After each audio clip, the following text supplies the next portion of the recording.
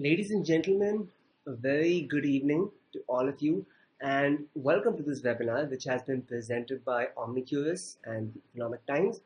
Through the course of the proceedings today, we'll be looking at the next normal and bring together some of the sharpest minds from across the industry to craft a roadmap for business continuity in pharma as these uncertain times continue to unfold around us. It goes without saying that digital technologies and interactions are transforming healthcare at an accelerating pace.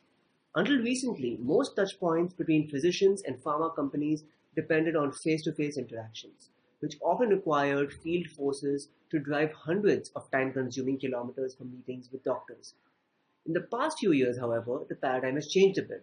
New remote digital tools such as video conferences or platforms for medical practitioners have expanded the opportunities for virtual interactions.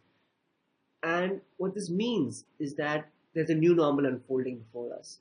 COVID-19 has increased the pressure on pharma companies as social distancing and isolation measures mean that the more traditional face-to-face meetings between doctors and sales representatives or medical science liaisons will be obviously restricted for the foreseeable future at the very least. In the space of just a few months, COVID-19 has created a de facto proof of concept for the effective use of numerous digital healthcare solutions such as symptom checkers, self-monitoring, and treatment apps or telemedicine interfaces. Following social media discussions on digital healthcare, a clear increase in positive sentiment has been obvious. Now, pharma companies that fail to keep pace with this change and with these increasingly digitally savvy healthcare providers will end up forfeiting the first mover advantage that can be so often priceless in an intensely competitive and fast growing market. To strengthen their share of voice, companies need to integrate face-to-face interactions with well-orchestrated digital channel activities. These include optimized push marketing, where a product is actively promoted to physicians, increasing their understanding of the drug and the likelihood of prescription, and on the other hand, pull marketing, where physicians seek more information on the product from field forces and other channels that might be of interest. By integrating this face-to-face and digital interaction level at the right amount of mix, pharma companies will deepen contact with potentially high-value physicians and broaden the overall range of targeted HCPs. The challenge then for pharma companies is to rapidly convert what looks like an obstacle from a conventional sales perspective into an opportunity to digitize at dizzying pace, gaining a critical advantage in a fast-moving, fast-growing market. Using virtual communication channels will improve market penetration and enable sales teams to develop more tailored customer approaches. They can then even leverage artificial intelligence and other means such as augmented reality, such as machine learning, such as several other new technologies that might be hugely beneficial for the masses. Time is short though, because companies that are slow to digitize risk losing a race that has already well and truly begun. Some leaders are supporting their employees in embracing a new mindset. Example, through the provision of training on digital skills. Others have invested into and tested the use of virtual channels to reach HCPs more effectively. So in order to gain momentum, laggards should launch small-scale experimental pilot programs for new digital activities and channels. Above all, though, they need to grasp the speed of change in the market and to respond to it rapidly. Through the fireside chats and the panel discussions that we have lined up for you today in this webinar, we will delve into diverse perspectives impacting the next normal of pharma. And I can't wait to hear from our speakers. Without further ado then, let's get the ball rolling.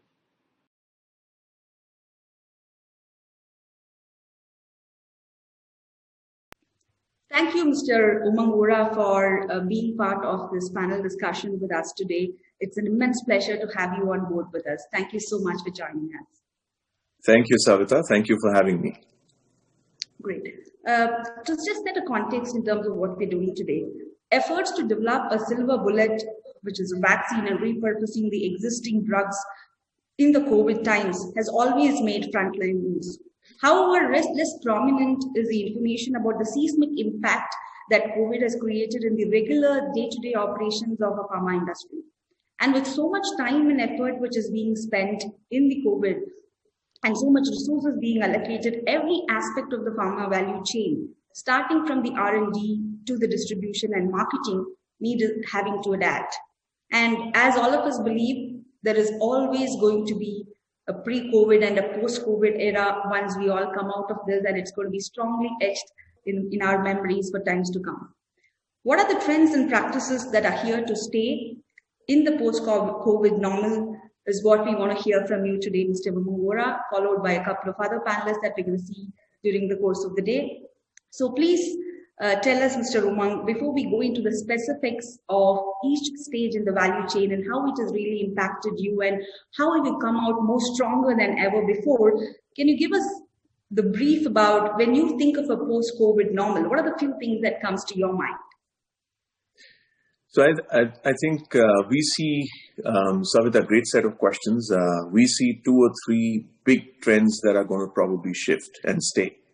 The first trend, I think we see a huge trend of illness moving to wellness, right? I think this is a time where, and I like to start always first with the patient because that's why we exist as a company. But the supernormal move of illness to wellness means that everyone is going to be tracking their own health. Everyone's going to be curious about what they're eating, how they're breathing, where they're living, right? And everyone's going to be extremely particular about their near and dear and their family. So I think this is the Uber trend that we see coming out of COVID. People are going to take health in their own hands. They're going to track it more real time. They're going to be very conscious of medicines they eat, food they eat, sanitizers they use, where they travel, where they work, right? So I think this is the biggest trend, and it's not just pharma. I think it's more demographic. I could clearly see conversations post-COVID with people you're trying to employ in your organization, and they're probably going to be telling you, we're more comfortable staying here and commuting maybe once a quarter, once a month. Right. And I think as corporate leaders, if we want the best talent in our organizations, we have to be ready for that sort of a move. So I see that as one big trend that's going to happen patients worldwide. I see a huge merging. And this was there for us available before COVID, right? But COVID's really accelerated it. I see a huge merging of technology into our lives. I see, I can visualize the fact that every one of our operations in business will be perhaps technology, even more technology embracing than it was before. So I can clearly see if our technology quotient today, for example, on a scale of 0 to 10 was 3 or 4, I can see that becoming 7. So this could impact the way we build automation into our facilities. This could impact the way we speak to doctors, the way doctors speak to patients. Right, it could impact how we work.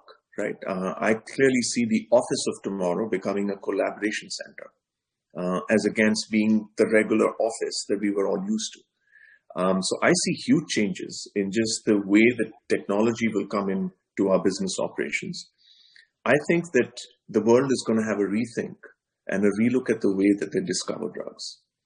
I think the computational power of what is available.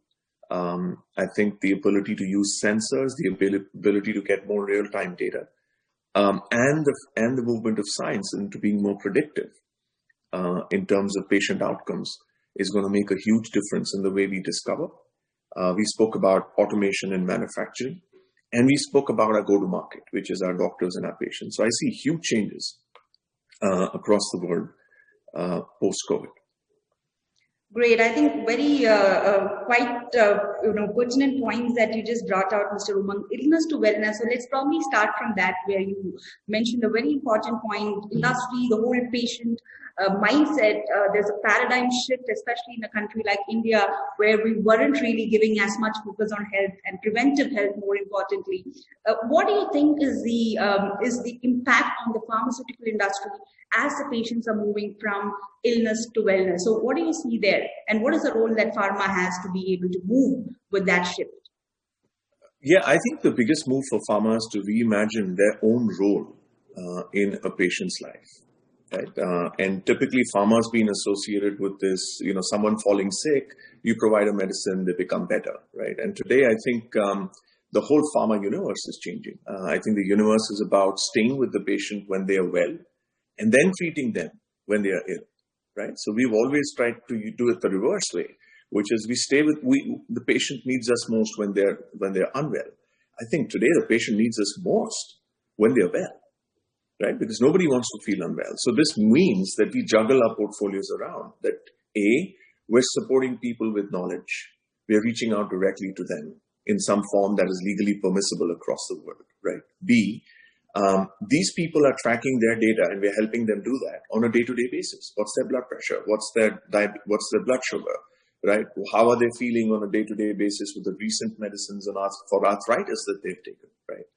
And in the case of the lung, which was the most affected with COVID, right? What is their breathing pattern? What is their flow rate, right? What is everything else how does pollution affect their breathing? So it's interesting that we're going to combine this phase of data, right, along with the medication, along with the tracking of the patient.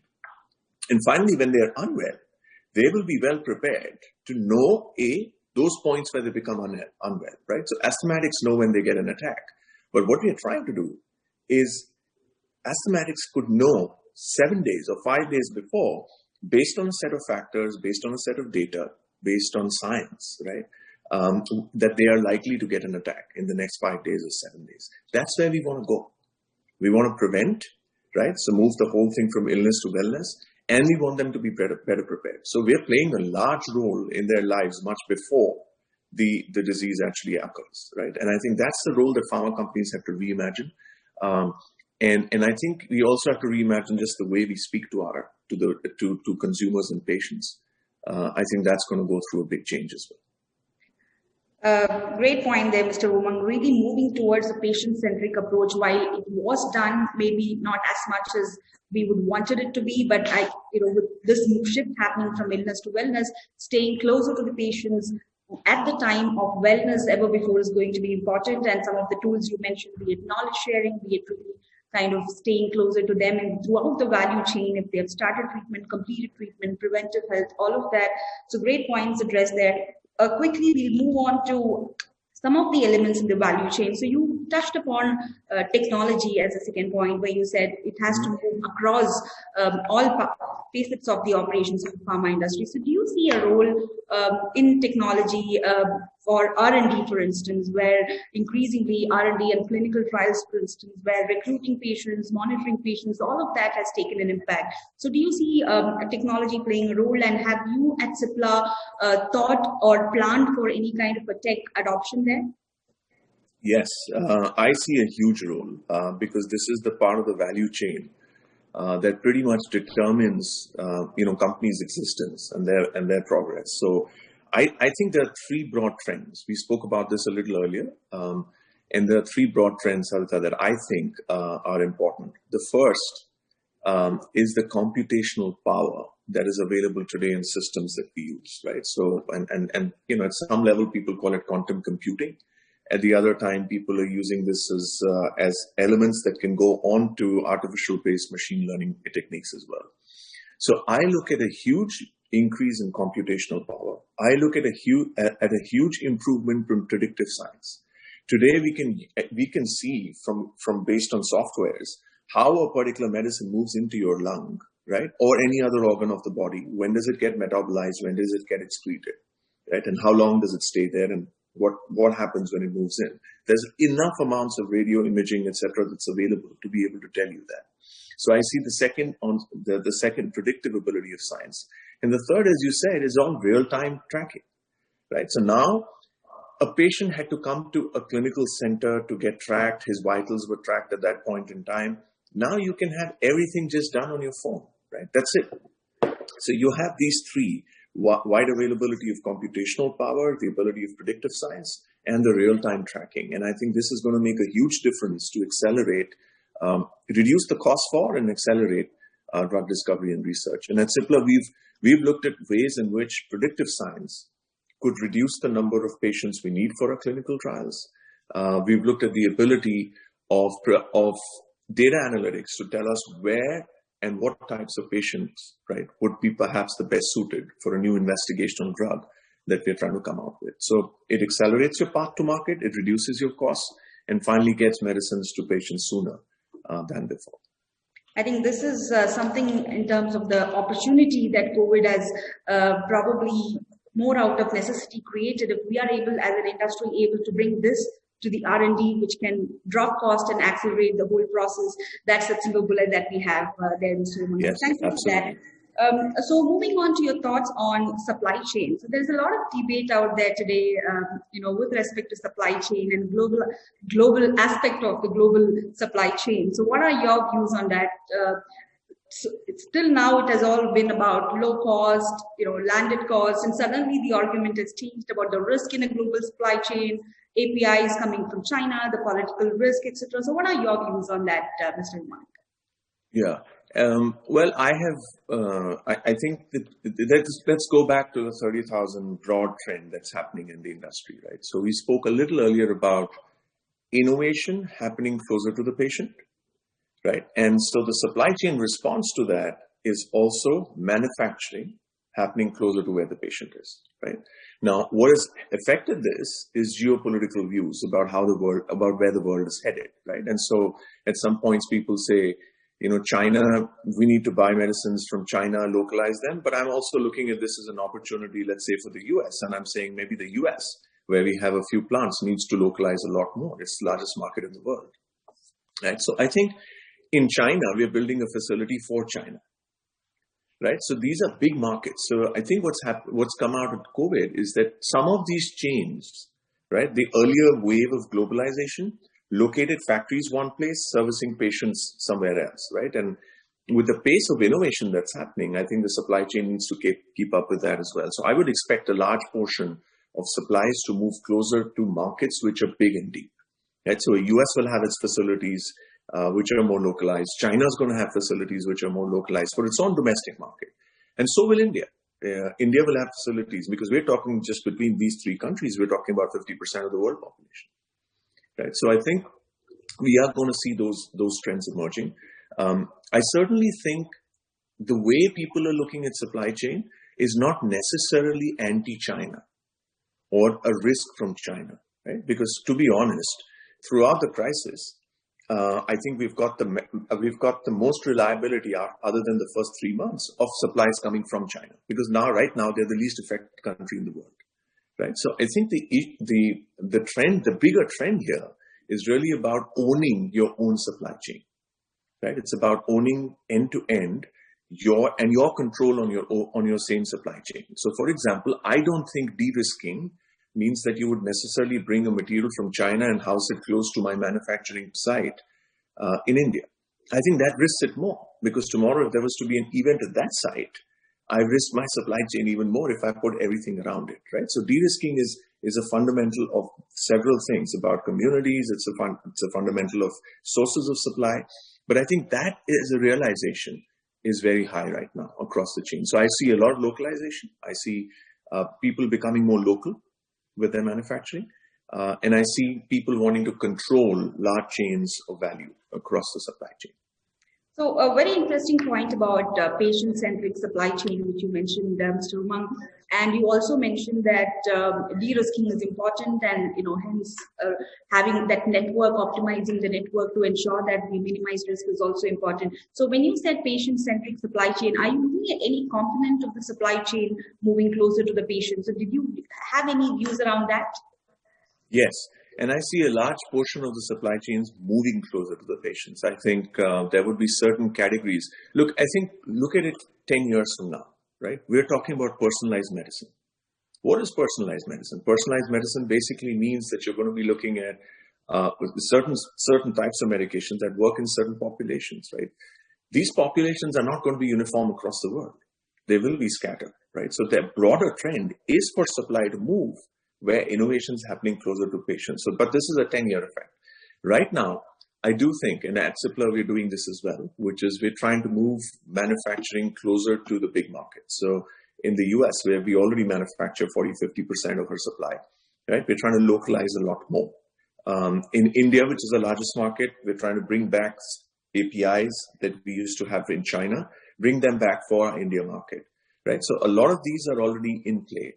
Thank you so much, Mr. Umang, for sharing your valuable insights across the trends and what you really see and what you envisage going forward in the new era.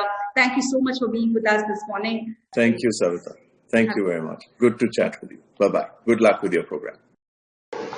Hello, everyone. Efforts to develop a silver bullet vaccine and repurpose existing drugs for COVID regularly makes headlines. However, less prominent is the seismic impact that COVID-19 is having on the regular day-to-day operations of the pharmaceutical industry.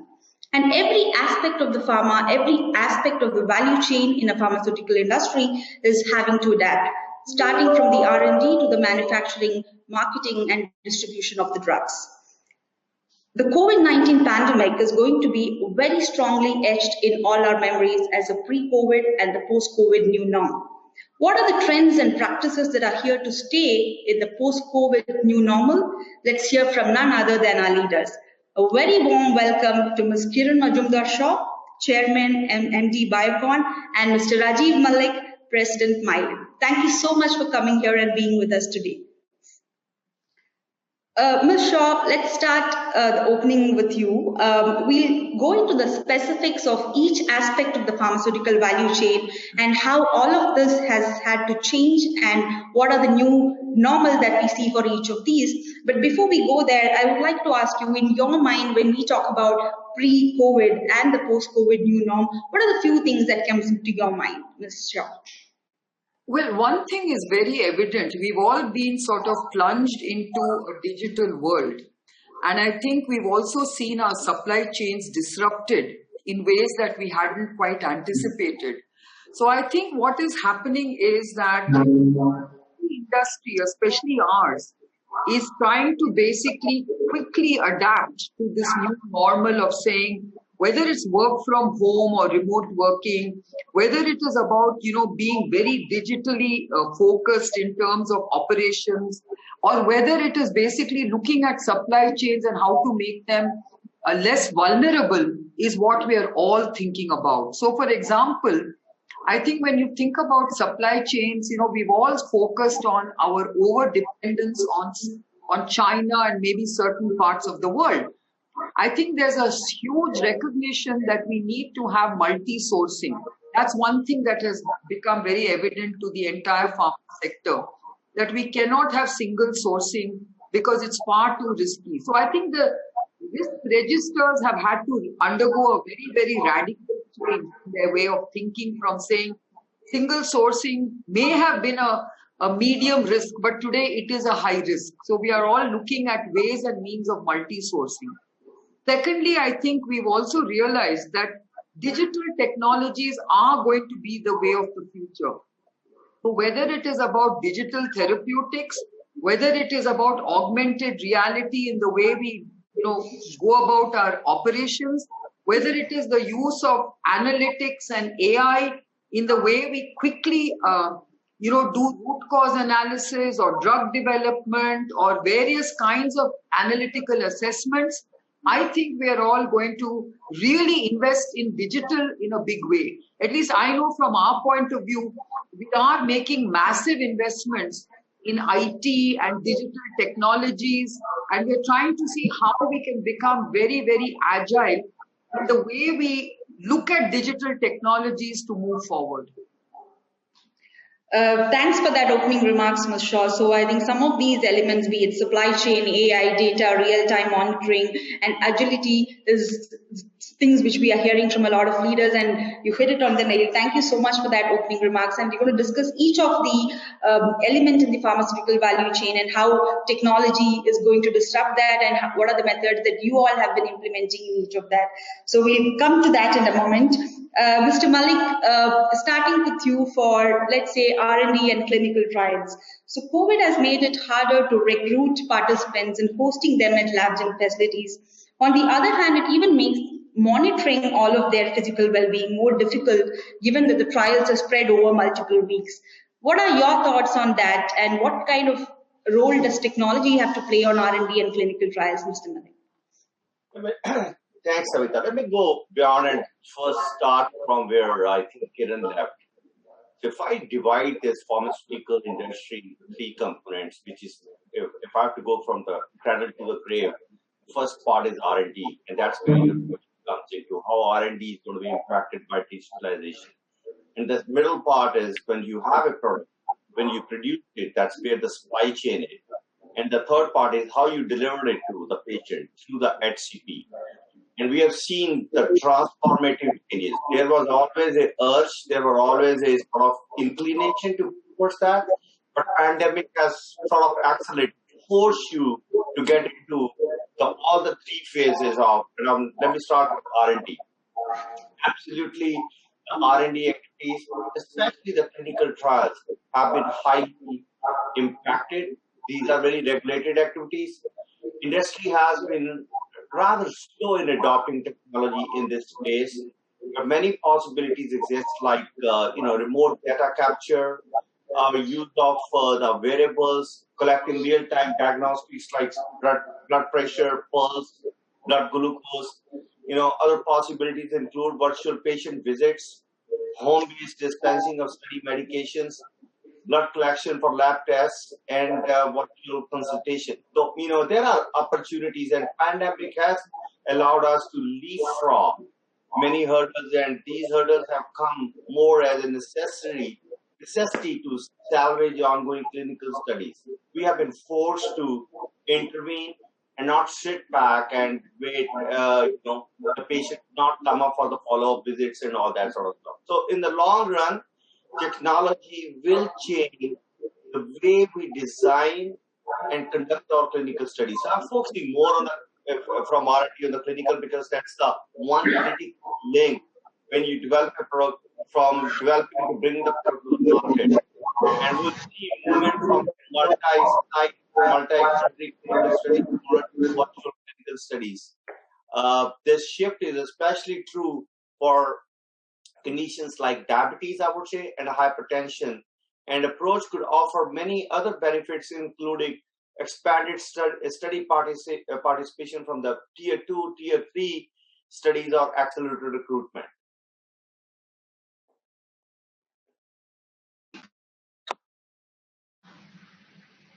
Great points there, Mr. Malik. And one of the interesting points you mentioned with respect to the patient-centric clinical trials, where we are able to deliver necessary requirements for the trials at the patient site-centric as well as the patient-centric clinical trials, wearables, of course, remote data captures as well as usage of real-time data, all of those very important points. Are there anything that you have thought about or implemented within Mylan in your R&D and envisage that? Yes, of course. Some of the, our studies were in progress where we could not change the protocol, but we were basically trying to use the technology to reach out to the patients for the follow-on visits and all that in Eastern European countries. But when we are now designing our new protocol, because you will appreciate, you can't change mid-flight the course of a protocol or not.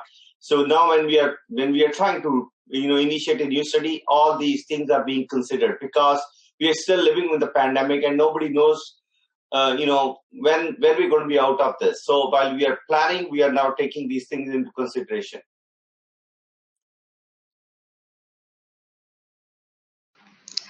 Thank you for that, Mr. Malik. So, Ms. Shaw, can you tell us with respect to R&D if there are any particular innovations, changes, or new working models that you're looking at within Biocon? So as you know, Savita, I think for a long time we've been sort of talking about getting regulators to look at data analytics and looking at ways of abbreviating regulatory pathways. And I think there was a lot of pushback in the past. But now that we've actually got into this digital world, so to speak, I think there is a clear recognition of the need to abbreviate pathways. Now, if you look at how vaccines are being developed today at warp speed, I think regulators understand the need now to have a certain rational understanding of safety and efficacy and not do an overreach, okay, and over engineering of what they want. And therefore, you're beginning to see regulators willing to abbreviate the pathways of things like, biosimilars, which we are trying to develop together with Mylan, where we have seen in the past that there was a strong focus on a large phase 3 clinical trial. And today, going forward, I think there are even, possibilities that they might waive phase 3 trials altogether. Of course, it may not happen right now, but it will happen in the very near future, because I think the regulators also are getting to understand the importance of using data analytics to look at product characterization, to be able to look at safety and efficacy data in a small cohort and extrapolate that to actually abbreviate or even waive clinical trials. So I think that's the kind of thinking that is now coming in, which I think has been accelerated because we've seen, the regulators willing to look at taking vaccines to the market without all the data coming in. So I think this may be a way of the future where you will get approval. I don't know whether you want to call it emergency use approval, but maybe there will be an approval followed by, a stronger pharmacovigilance protocol, which will see products coming into the market faster than before. Just if I can add, Sarita, just from regulator point of view, regulators are being, I won't say forced to, but they also see the need now. For example, last week or 2 weeks back in Bangalore, one of our injectable plant, we got remotely, like this, through Zoom or through other technology platforms, audited by TGA Australia, which is the regulator for Australia, for approving for one of the plant and one of the products. The very next week, the WHO followed the same and audited us remotely through the technology. Yes, providing them electronically data, making them the data available, making them wherever they wanted us to take the camera to whatever the part of the plant where they wanted to see, whatever they wanted to see. It was an experience. And because if this is one important aspect of it, it can't be waiting for them to visit and not give the approval to the products which have been pending and can help the access for several patients. So there is a change, there is a need, and there is a acceptability of the change. Savita, I think you need to mute yourself when you're speaking to us. Unmute. Yeah. Great insights there, Ms. Shaw and Mr. Malik. I think the regulatory transformation here is also very intertwined into this industry. And as Ms. Shaw, you mentioned the need to abbreviate pathways, and the regulators who have used one of those because of necessity, we are hoping that's going to probably remain the trend, and they at least do that for maybe few essential medicines if they are able to look at it, use data more effectively, and be able to abbreviate the drug pathways. And Mr. Malik, the point you're talking about inspections going virtual, and now that is very interesting to hear. And we all keep hearing about the regulatory backlog that is a big issue always for the regulators. So do you really see the inspection going virtual, or at least part of them going virtual as as the new normal as you see going forward? Rajiv, you need to unmute. Sorry. I'm sorry. Okay. Because I was following your advice, I muted. Okay. So the question, I think, Savita, I would say sometimes necessity takes you there. I could never have put my head around working remotely few months back. Lee said, and now I'm trying to figure out, why do people need to bring people back to the offices? Why can't it work like this? So everybody's looking into that. So sometimes it's experiencing what we have always not wanted to experience. And in this case, remote data capturing, making them data available remotely, electronically. I'll tell you, I asked Sanjeev, personally, I said, how did it go? He said it was very great experience, both sides, for us as well as for them. We got some good feedback. We had a recently interacted with FDA. We said, how are you thinking? Are you not going to be, checking the box of this pre-approval inspections? And they're basically evaluating their technology platform. They're evaluating how to do this. because everybody, it's not about just intent. You also need to equip yourselves to do that more effectively. And they don't want it as a failed experiment. But I believe every agency at this moment is grappling with that issue and trying to find a solution. Thank you for that insight, Mr. Malik. And it's going to be very interesting for us to see how the regulators are going to adapt to the new normal. And that's also going to be a critical element for pharmaceutical industry to watch for. Moving on to the supply chain, Ms. Kiran, you briefly mentioned about supply chain as one of the things that comes to your mind in the post-COVID new normal. Can you tell us, there's a lot of debate currently on the global supply chain, and that which we have so far been talking about landed cost and going to the low cost region from a supply chain standpoint. And now there's a lot of demand about localization, which is completely reversed from what it used to be. So what is your view, Ms. Kiran, in terms of de-risking global supply chain, and how do we really look at this from the new normal? Well, certainly it does pose certain opportunities and challenges, because, as you know, there is a lot of nationalism at play, and I think you are seeing a lot of countries insisting on local manufacturing.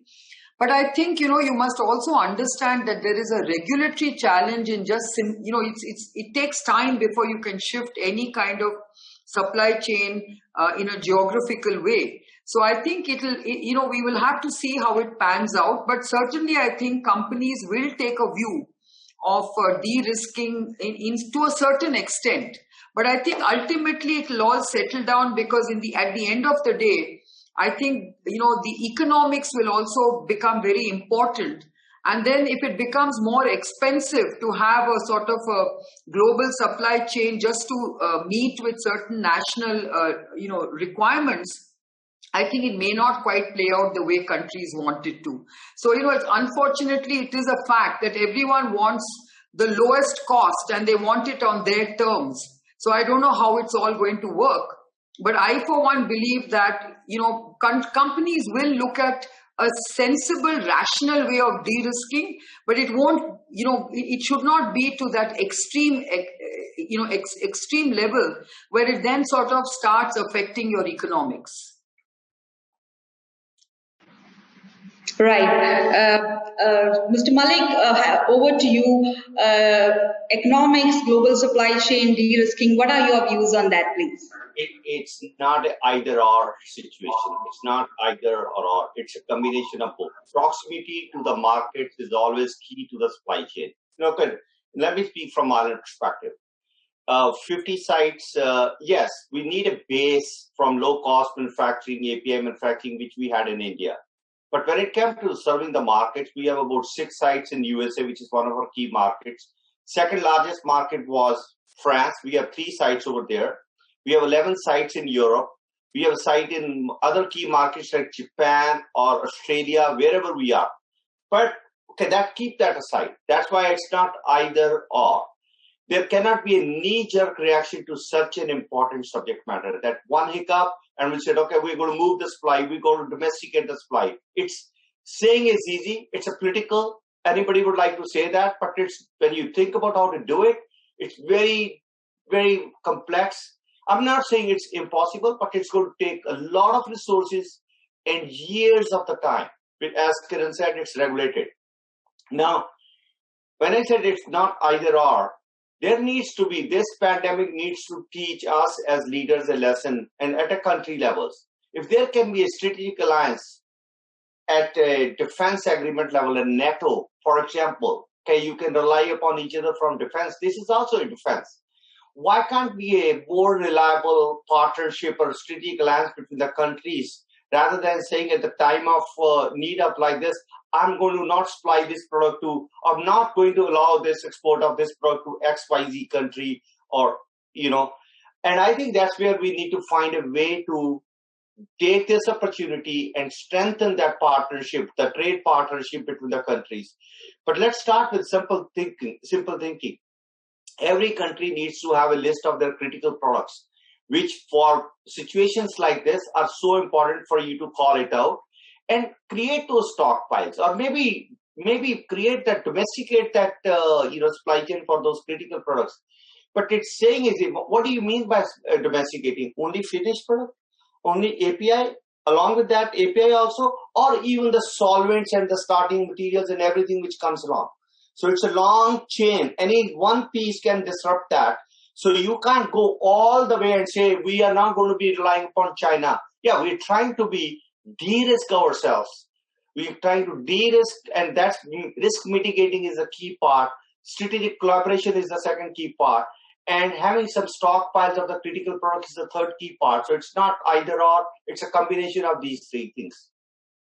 And I just want to add to what Rajiv was saying. I think we really need to have a very rational sort of a model of which does not play into geopolitics, but really looks at the global opportunity in a very rational way, where Rajiv said, how can you be close to your market and yet make sure that you only take that part of your business which needs to be close to your market, and make sure that you don't get, sidetracked about being fully vertically integrated because it doesn't work. That would actually defy the economics of what you're trying to do, especially when it comes to generics and biosimilars. I think it becomes very, very difficult to meet the needs or the objectives of such products. Right, and interesting views there, Ms. Kiran and Mr. Malik. So while there is a debate on localization, polarization, and there is also a view of it, there is no silver bullet that suddenly there is a knee-jerk reaction that this pandemic happened and we move everything back. Unit economics and scale matters a lot, and collaboration, which you mentioned, Mr. Malik, at a national level between countries. I guess that's a very interesting point that you mentioned, which we have demonstrated at the time of COVID, with HCQ, for instance, and probably that's the way to go. And Ms. Shaw, as you mentioned, the geopolitical risk has always been there, probably just accelerated to a completely different level with COVID.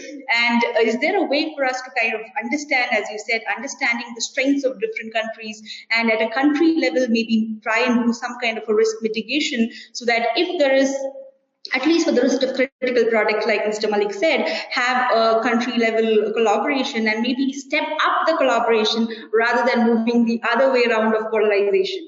Is that your views on that? Well, I think, we need to basically project ourselves as strategic partners when it comes to healthcare.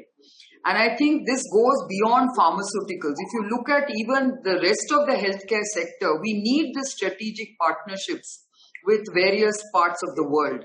And the moment you get into those trusting, strategic partnerships, I think a lot of this rhetoric and these kind of debates will disappear. Because at the end of the day, it is about, making sure that you address healthcare needs in all parts of the world. So I think, the way we are looking at global opportunities and global partnerships, I mean, our partnership with Mylan is one such very interesting strategic partnership. Why did we do it? It's because I think the two partners have to understand that there are complementary synergies which you need to leverage.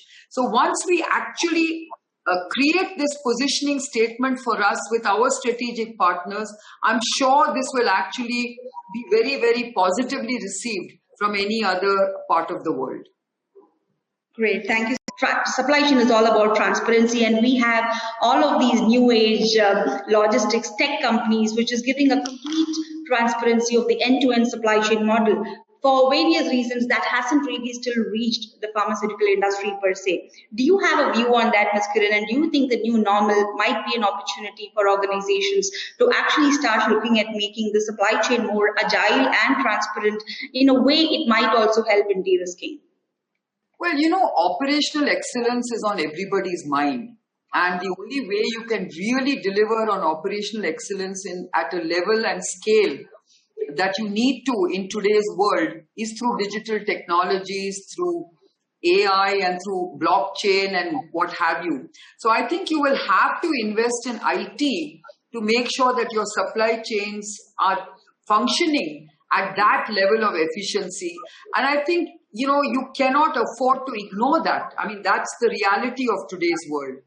So I think it is going to be very incumbent on every company today that whether it's in the pharma world or not, I think you will have to invest in these technologies which make you agile, which make you sort of transparent, and of course in a industry like ours, traceability and trackability is so very important and so key, and digital technologies are the only way of doing that at speed. Right, very well said, Ms. Kiran. So traceability and trackability, absolutely, and that's where the digital backbone does make a lot of sense. Moving on to one of the last piece that we would talk about is the HCP and the interaction, the way of working for HCPs and the pharmaceutical industry. So, Mr. Malik, what is your view on how the HCP interaction is going to change? And all of us know that the doctor community has always been not very proactive in terms of digital adoption, but even the doctor community with COVID out of necessity has moved and has become tech savvy in the recent past, as we've seen. So what are your views, Mr. Malik, on that, and what exactly is Mylan doing in this space? I think that was when I was saying starting with R&D, that's the last very important piece. And we have seen in the last few months how this industry has been impacted from that point of view, because our sales rep have not been able to see the doctors. And that's for the right reasons. And look, I was always a big proponent of this, having technology interface, remote detailing, remote promotion of a product. It's very much possible, but it's a very difficult habit to change. It's going to take time. And I'll tell you, pandemic has one thing, it has forced it. If you go look into the salesforce.com, a huge platform, when they did recently a survey with the HCPs, 65 or 70% of the doctors, even after the pandemic is over, they believe this is the right way to basically continue to work with. There is nothing wrong with it. Yes, for a new drug, there might be a need for a salesperson to go in front of the doctor and explain what he needs to explain. But for many of the existing products, because every product is not a new product. After 3-4 years of the launch, every product is in a different maturation stage.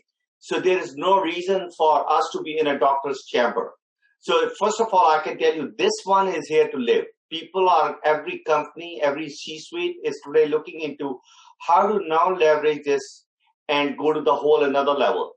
But and more importantly, it will be digitalization will be very important from transparency, attaining the transparency in this very important interaction with the SCP. So that's another added benefit of that. From my point of view, I'll tell you, whether it's e-monitor, emails, Viva RTE, remote e-detailing, digital media, social media. Over the last 8-9 months, we have moved. We have been forced to move into today in the 41 countries where we have applied this technology. We have about 320 plus million customers on these platforms, and we are trying to connect and collaborate with them.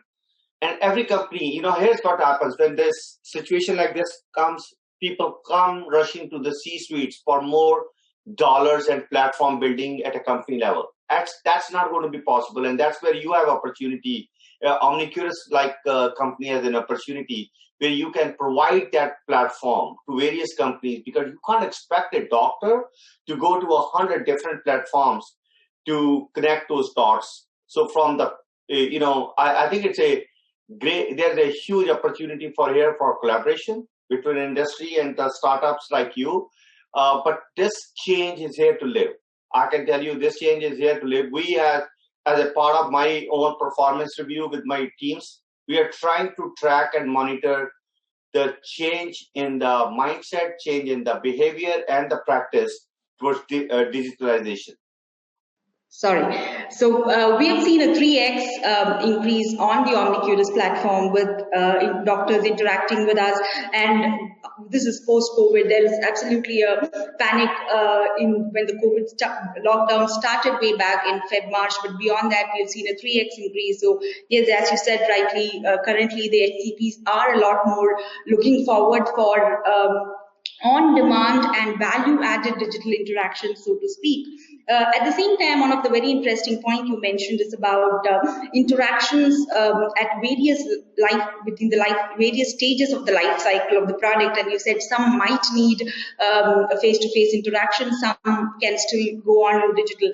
So, taking a lead from that, Ms. Kiran, the question to you is: do you really see phygital, so-called the new word, which is kind of coming around now? Do you see what percentage of HCP interaction, in your view, might go digital in the days to come? Well, I would like to basically add to what Rajiv said. I think it depends on the drug and at what stage of the life cycle it is. And I think I do expect that, you will see a huge amount of digital, systems that will be used to connect with HCPs. I mean, we ourselves are looking at digital therapeutic for our insulin portfolio because we believe that, this can also not just be about HCPs, but also about patients. And I think today you can value add to HCPs by providing that kind of support to patients. And, HMOs will also benefit out of this because the moment you provide such digital support to patients, I think everyone benefits. So I think there are some very interesting trends taking place. Secondly, I think there is also a move towards home care and not getting everyone to the hospitals. And the only way you can do that is through telehealth and through home care support services. You can't do all of this without having some digital support, because remote monitoring and remote support does require a very strong digital backbone. So I think there's lots of evolving spaces for healthcare. And I think starting from digital primary healthcare centers for public health, right up to the kind of things we're discussing right now, is the opportunity. And I think the healthcare sector has been one of the last and tardy adopters of technology. And now we're trying to make up for lost time. So, it's going to be very interesting to see how quickly we can adopt and adapt and become, users of technology in an efficient way. Thank you so much, Ms. Shaw and Mr. Malik, for giving your valuable insights.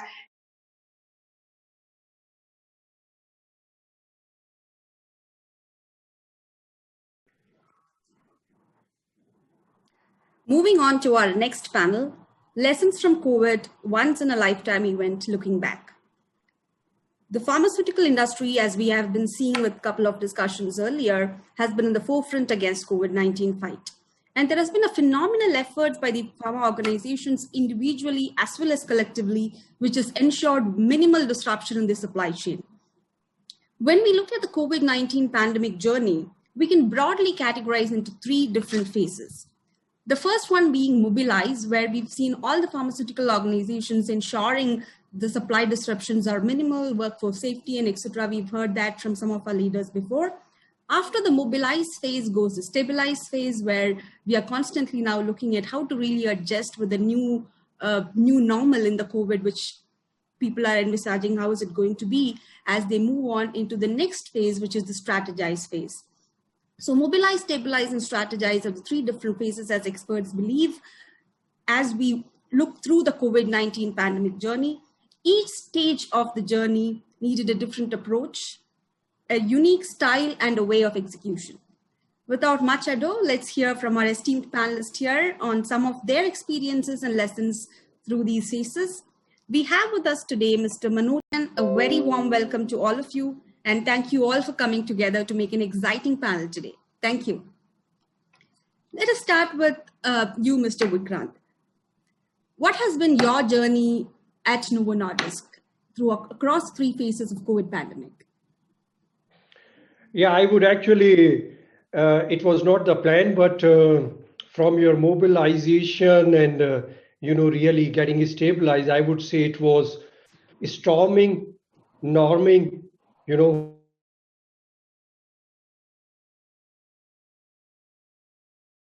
and then really getting to perform at the kind of a thing, because suddenly everything stopped. It was the biggest lockdown actually in the world and also in the history of India.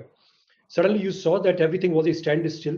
And the biggest question was how to really ensure the supply of essential medications. For ourselves, we are actually in the field of diabetes, and 1 out of 2 patients actually depend on insulin when it comes to really access of medication for the treatment of diabetes. And it became very critical to really work with the government as well as the logistics supplier to make sure that people get those medications. On the other side, of course, then the state came when we started becoming normalized and started looking at it. How do we really connect to the customers? And we have got a large field force, and they are sitting at home, and they are actually only accustomed to really go out of the house, take a bag, and meet the doctor. But that was not possible at all. So immediately gearing up, I think the learning curve was very, very fast. What we could not learn actually in the last 5 years, we learned within a couple of weeks. That was actually a 10x multiple in terms of getting to touch with the doctors, whether it is via email, by mobile, by webinars, you call it micro webinars, to touch with them to talk about the need for the medication and also to talk about the accessibility of the medications. And then the third phase came where we started really looking at it. Are we going to have a normal phase before COVID? And we started talking that probably not. It won't be a 360-degree back to the normal situation. I think it is going to turn it around to some level, but this hybrid model where face to face meeting the customer is going to be important. It's going to be critical, like the way some of the patients have to meet the customers. But at the end of the day, I think this digital is here going to stay. The way actually the digitalization, Internet of Things, all these innovations have done for banking industry, for retailing, for entertainment. I think the time has come that it is also going to touch pharma industry in a long way. So of course, we started looking at the internal competencies to build the structure, to build the strength, to really gear up for the future, to have that hybrid model in place. We do not know where the balance is going to be, but we know that the kind of adoption ladder which healthcare industry has shown for this digital world, I think it's here going to stay. And we are actually ramping up our resources to meet those demands.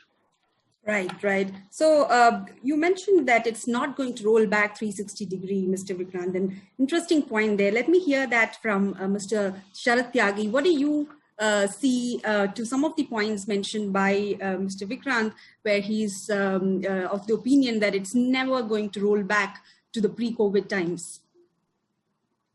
There are different ways of looking at it. When you say pre-COVID times, if we are talking about the way the interactions have been between the industry and the stakeholders, primarily the doctors, yes, it should not actually, not only will not, it should not go back to the way it used to be earlier, which was primarily a face-to-face interaction. What the COVID pandemic has taught us, and not just from our business, but even from personal lives, is to be able to sift through what is really essential and what is not essential in terms of the way we do things. Same way from a perspective of our interactions with our customers, and this is the feedback we are getting from doctors also.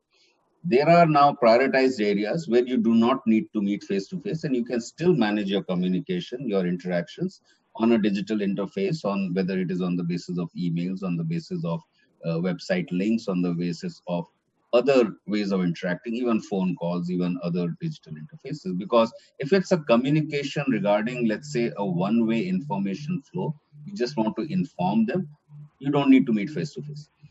When there are going to be discussions, then again you have the option of having a hybrid model. People initially, you could see a lot of memes and jokes about webinars and webinar fatigues, but the fact remains, people are realizing the advantages of digital webinars as well, right? You save a lot of time coming and going to the meeting locations. Webinars invariably start on time and end on time. Okay, everyone gets a chance to be able to interact and speak, because in a live audience you don't exactly get the same kind of ability to raise your hand the way you do on a lot of the digital interfaces. And you can either put a chat, question in a chat, you can either speak, you can even interact separately with the host. So multiple ways of interactions are coming up, which are making webinars a very, very good and convenient tool. So with all these options that have been tried, what you're going to get at the end of it is, and I hope that really happens, is that people will pick and choose from a perspective of productivity, not just about money, productivity of time. Okay, that's extremely essential. Even doctors, they are the most hard pressed on time. Every time you invite a doctor to a conference, you're taking them away from dealing with patients, and it is all adding to what I would call as a very high productivity scenario post COVID, where if someone does a very, very good healthy mix of the options available of interactions, you can actually drive up productivity and save money, save time, and thereby be able to do more. So, I don't want to say more, but I think that's the one way I would look at it. Right. Thank you for that, Mr. Tyagi. So hybrid model, and that's one message which we have been hearing from all our leaders, that there is efficiency in the system as we move towards hybrid model, and that it might not be going back to the pre-COVID times. And as you mentioned about a point, whether it is the fact to differentiate is whether it's a one-way information or it's a discussion, and really consciously picking and choosing which channel to be able to reach out basis the objective of what we're trying to achieve there. Let me move on to Mr. Navangul. Mr. Navangul, can you share your experiences in Bharat Serums with the COVID-19 journey? Yeah, I think Sharad and Vikrant have already spoken about how the front end has changed quite a bit. Probably, I have the opportunity to also look at the back end of the story of what needs to be done at the back end also. And we had to keep our manufacturing unit on. So it was a shocker for us for the first 3, 4, 5 days. But we had to get everything organized. And it was a lot of organization, including transport for every employee, safety of reserve cash. And I think the team learned very quickly. So if I look at what cash I was holding without any, without any borrowings, was X at the beginning of April. But today I am holding 4X of the cash. So people learned how to manage the cash effectively. And working capital management has dramatically improved in the company, which anyways would have taken me 1.5 years, because we had just taken over the company. It just, through the private equity, just bought the company. So this was going to take a much longer space. The whole S&OP, working capital management, everything was done much quicker than anticipated, just because of the reason. The third interesting thing was we actually hired a very new team at management level. Everybody was new. And the unity of the team, or to get people together on the same cause, had to be achieved through virtual situation. And we really learned how to manage that virtually. And we had a very good HR person. Vikram knows him well. So I think we managed the whole situation very well. And now we have a well-gelled unit together, which we had to find innovative ways of doing it, but we managed that. The other interesting thing was that we were in a position, because of probably we have amongst the strongest R&Ds in the country, among the 3, 4 top R&D companies. If you say, we must be amongst those in the country. If that is the case, then we had an opportunity to contribute to what is happening in the current situation. And very quickly, we managed to set a repurposed drug trial in. And by now, we have finished the trial, the data is in, and we should be compiling and finishing the data analysis by the month end. So that. And the second study we could start was basically on antibodies, polyclonal antibodies, because we have a very strong equine research area. So that also, the initial in vitro studies and all are done in India, in the US, and they have come out with great results. So now we can go clinical in that. So it gave a great fillip to the R&D team. It also gave a great, touch point and positioning for the entire front end, to start talking about the company as a good R&D company. And this meant that we also got a bigger platform with the government. We got some other platforms involved. So there were multiple benefits that came through. I think as is said by everyone, normally that don't waste a good crisis. There was an opportunity for us to do a lot more than probably what we would have done in the last 6 to 8 months. That is probably the biggest difference that happened to us was we clearly achieved much more than what we could have otherwise in the normal circumstance, which was surprising for us, frankly. I don't think when I look back and when I look at it today and I see that, okay, so much went through, it's a little bit of surprise to us also that we could manage it. But probably such situations allow human mind, and it should happen with everyone, I'm sure, that people go beyond their normal capacity to perform. And that helped us. So this was probably a difficult experience, probably obviously once in a lifetime experience, but a very fruitful experience now if I look back at the effort, though it was not a very easy passage and I don't think we enjoyed it so nicely while it was happening, but now we can sit back and say, okay, I think a lot of stuff got done.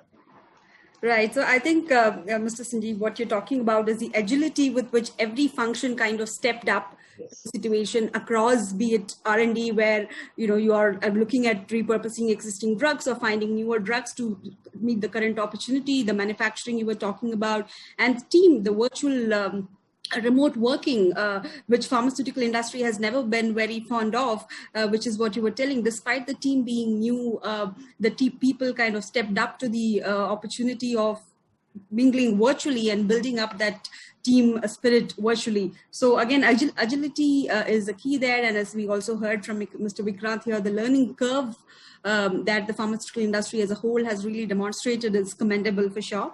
Let's move on to Mr. Manoj Saxena. Mr. Manoj, your views on that, please. No, I think what Vikrant, Sharad and Sanjeev has said sums it up. And, as a last comment on I think everybody went into the crisis. Nobody was sure for how long it will be. We had work from home policy for the last 3-4 years, but never to such an extent it was utilized, right? First thing which we started when we went into our homes to look at the pandemic, it was not announced and pandemic at that point of time, was safety of our employees, stakeholders. I think that was the paramount thing which was the first driver in terms of how do we handle that. The second piece was, since we are in the industry where health is important for everyone, I think our whole focus for the first 1 or 2 months was, and particularly in India, with the supply chain getting disturbed, lockdown was severe in every district, every state. The second was, how do we make sure that all our patients, all our doctors who wants our drugs, the drugs are available, our production is going on well, our global supply chain, India supply chain is working well. And to be honest, I think that panned out very, very well. And as Sanjeev was saying, now if we look back and say, I think we all are very, very proud that we are working in pharma, and we are saving lives with our innovative portfolio. But more importantly, during a crisis, also our team stepped it up, whether in commercial, supply chain, production, R&D, everywhere across India, across the globe, to make sure that we are making our drugs available. So it also was a proud feeling at that point of time, but making sure that work is going on 24/7 to make sure that and the third thing, which I think is unique to our industry, the amount of the access which we have at customer. I do not think any other industry meets their customer 2 to 3 times physically, and that's sort of access we had. And that, do the writing is on the wall for many years, all of us. And when I say all of us, I think, the panelists who are sitting here, everybody is looking at digital, and we are doing all sorts of experiments over the last many years on digital. But we accelerated that without any planning. And I think, in the end, it is working out well. We are going to the new normal. I think phygital, as Sharad was alluding to, makes a lot of, noise, not necessarily just because everybody is looking at digitization, because it has value. The customer looks at it value. And I think we sometimes forget, and we treat doctors as unique individuals, but they are also part of the society. The society in general is going through a massive digitalization. Yeah, the amount of you see the consumption of Netflix, or you look at Amazon, or you look at the Googles of the world.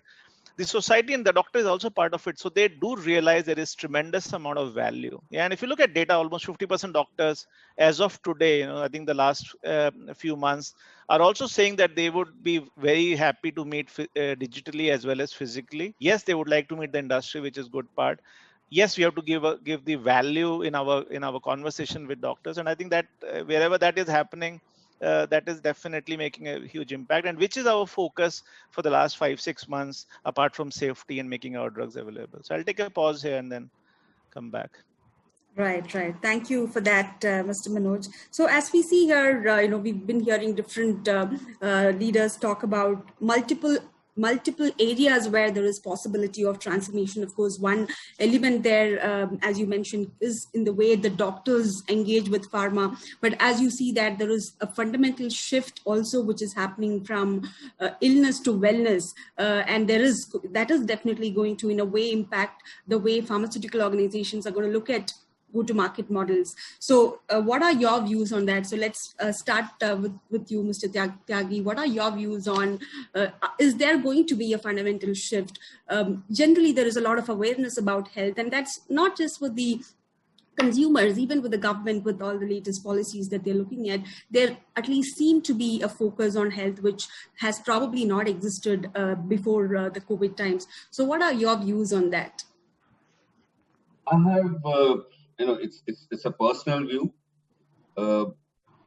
It takes a long time to change habits. The longer initially we thought COVID is here, summers will come, the virus will die, and everything will be back to normal by July, August. That never happened. Summers came, monsoons came, it intensified.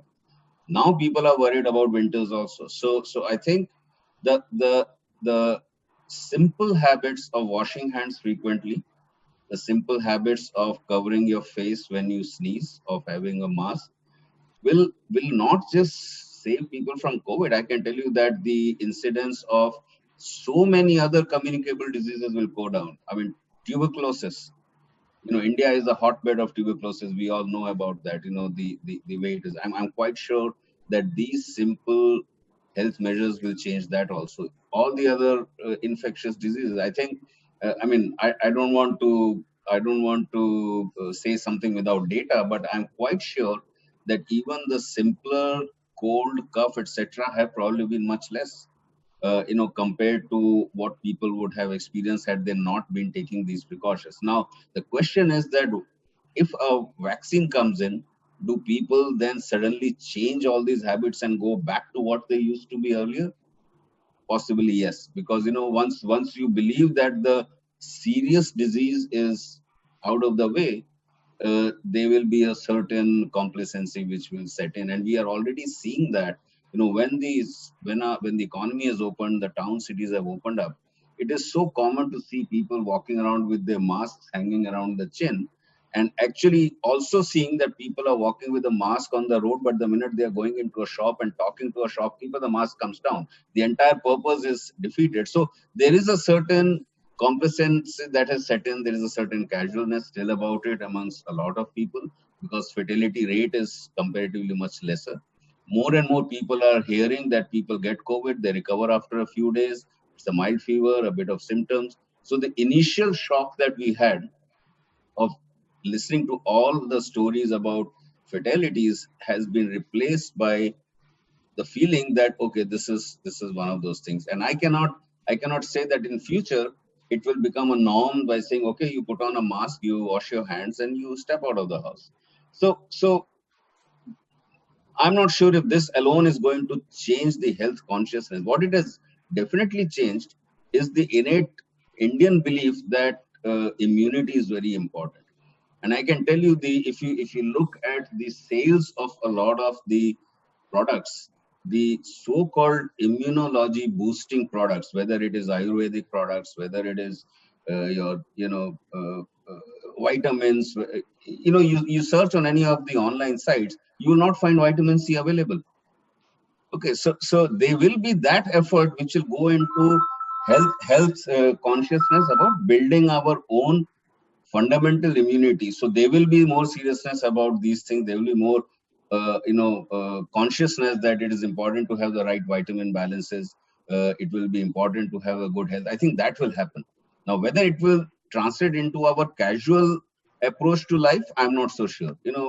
India is a country where you find that everyone has naked wires in the room, so that they can save the trouble of putting in a plug. Safety has never been the highest priority. That I'm not sure, but immune system, we have a great belief that it is important, and I think that is only being strengthened, and that will continue to be strengthened. Right, right. So, Mr. Tyagi, to your point, is this good enough period for a fundamental behavior shift?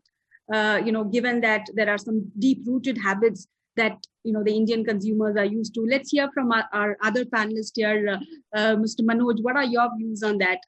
Are we going to see an increased awareness? Are we going to see a shift towards wellness from illness the way it has been? Yeah, I think so. I mean, I'm not so pessimistic as Sharad is on this topic, though mostly we are aligned on many topics. I genuinely believe that there would be fundamental shifts happening. Yeah. One, I think the health taking the front pages of mainstream media has never happened in the past to such an extent. And I think that has created a significant awareness around the masses. And I genuinely feel the Indian communities are looking at health, and some statistics around private insurance, corporates increasing insurance coverage for their employees, people spending a little bit more money on health, the jump in telehealth, e-pharmacies, all that are indicators. Now, I think it may not sustain at that high level, yeah, but it will definitely be a shift which will continue to happen. Second, I think from policy and from government side also, I think there would be intervention. I think India was quick to have telemedicine guidelines in the month of March, which was a significant step in the right direction. And I think a lot of doctors are much more comfortable now. Data privacy rules are also being framed up. So I think from a regulatory standpoint and the sort of support infrastructure the government needs to give in, there are talks around it. There has been renewed in communication by every state government, central government, other administrative bodies around increase in need to spend money on healthcare infrastructure, healthcare spending. And these are going to be important topics. If you look at Bihar elections, I think vaccine was an important topic which was there in the mainstream media. So I think in that light, I think both from a society and the various stakeholders, including us, are looking at it significantly, that there would be a significant shift in the way Indians are looking at managing their own health, spending money on that, self-care, otherwise also prescription drugs. I think that is going to see a tremendous amount of shift happening. Yeah. Right. And an important point that you mentioned, Mr. Manoj, is about how the regulators also kind of came together at the time of pandemic, like what we've never seen before, be it in terms of abbreviated drug approvals, vaccine approvals, or really in terms of helping. And I guess Mr. Sanjeev just mentioned that how the regulators really helped in terms of ensuring minimal disruption to the supply chain. Again, there might be an external factor here which might kind of trigger the shift. The quantum of shift, nobody knows, as you were mentioning, that there is definitely a start. Is it going to go in the same momentum as what it used to be when there was the initial fear of COVID? But of course, your views, you feel that there might be a reasonable shift in terms of the attitude towards health. Let's hear from Mr. Vikrant, what are your views on that, please? Yeah, for me, I think a shift from illness to wellness, I think it is going to be a big jump for a country like India with a per capita income of 2,500 or 2,700, the way somebody wants to calculate. I think, but there is a fundamental shift in overall awareness for health, and that we can actually see. The entire ecosystem is actually changing. Manoj alluded to the entire media bites when it comes to health, fitness, and awareness is quite a lot actually increasing. And let's not forget that the government intervention has been substantial for the telemedicine, which they were actually dwelling for half a decade. It took just a lockdown to come out actually on 25th of March to come out with the telemedicine guidelines. First step. Then on the Independence Day, digital health mission to be inaugurated by Prime Minister of India. Of course, the nut and bolt has to be tightened. And yesterday I was seeing one of the data from the digital health platform, 5 crore digital health consultation. That is 500 times jump in a month. So just the access of getting the information on healthcare and the treatment on health is actually increasing multifold. And I think all these ecosystem will try to shift the needle from a level 1 to level 2. May not be the level 3 where we actually want, but overall awareness on hygiene, on the safety, on basically preventive medication, slightly going to increase. And lastly, the government directive that they would like to increase from 1.3% of the GDP to 2.5% in the next 3 to 4 years to have that sustainability development index is going to put such a pool of money. And I was actually speaking to Jal Aushadhi, Mr. Sachin. I mean, you cannot imagine the kind of access affordability they are actually talking when it comes to healthcare. So I think overall, there is going to be a movement, there is going to be a shift. Is it going to be something which is like in the Western world? No, but there is going to be a substantial jump when it comes to health and fitness, or as well as overall, you can say, wellness for the citizens of India. Right, Mr. Vikrant, to your point, even if it moves by one level, as you mentioned, level 1 to level 2, and even if it's a fraction of the Indian population who can adopt, it's still a lot of opportunity for a country like ours. So I think that's for something for us to wait and watch in terms of the quantum and how much of an impact it's going to happen on the overall economy and on various other industries which are dependent. Let's hear from you, Mr. Sanjeev, on that point. What are your views on that? So it's all a belief behavior model, as we call it. If you have belief, you will change your behavior. And some of those fundamental changes will start happening. And I do agree partly with Sharad that this is going to be a long journey. There will be 2 steps forwards, maybe 1.5 steps backward. So this is going to happen. One of the biggest change we are also seeing is that our industry was always saying profit-making industry labeled as. Suddenly people are realizing, oh, this actually saves lives. There's a big realization suddenly, and everybody is interested in our industry, wants to talk about to our industry and talk about our industry. That's, I think, one fundamental shift also we are seeing. But that aside, I think we always knew that India is a country where preventive care is more important because of the amount of resources available that this country has to spend on health. I'll give you a simple statistic and you will realize where we are. And people talk about percentage to GDP on healthcare. That's probably not the exact way of looking at it. The exact way to look at it is that we are amongst the only country in the top 50 economies which spends less on health and more on defense. Yeah. Normally it is 6 times of defense expenditure, or 5 times the defense expenditure is health expenditure for every country. We are 1/6 of the defense expenditure.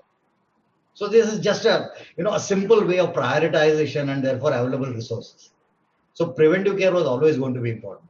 But what COVID did was self-preservation made people understand the risks associated.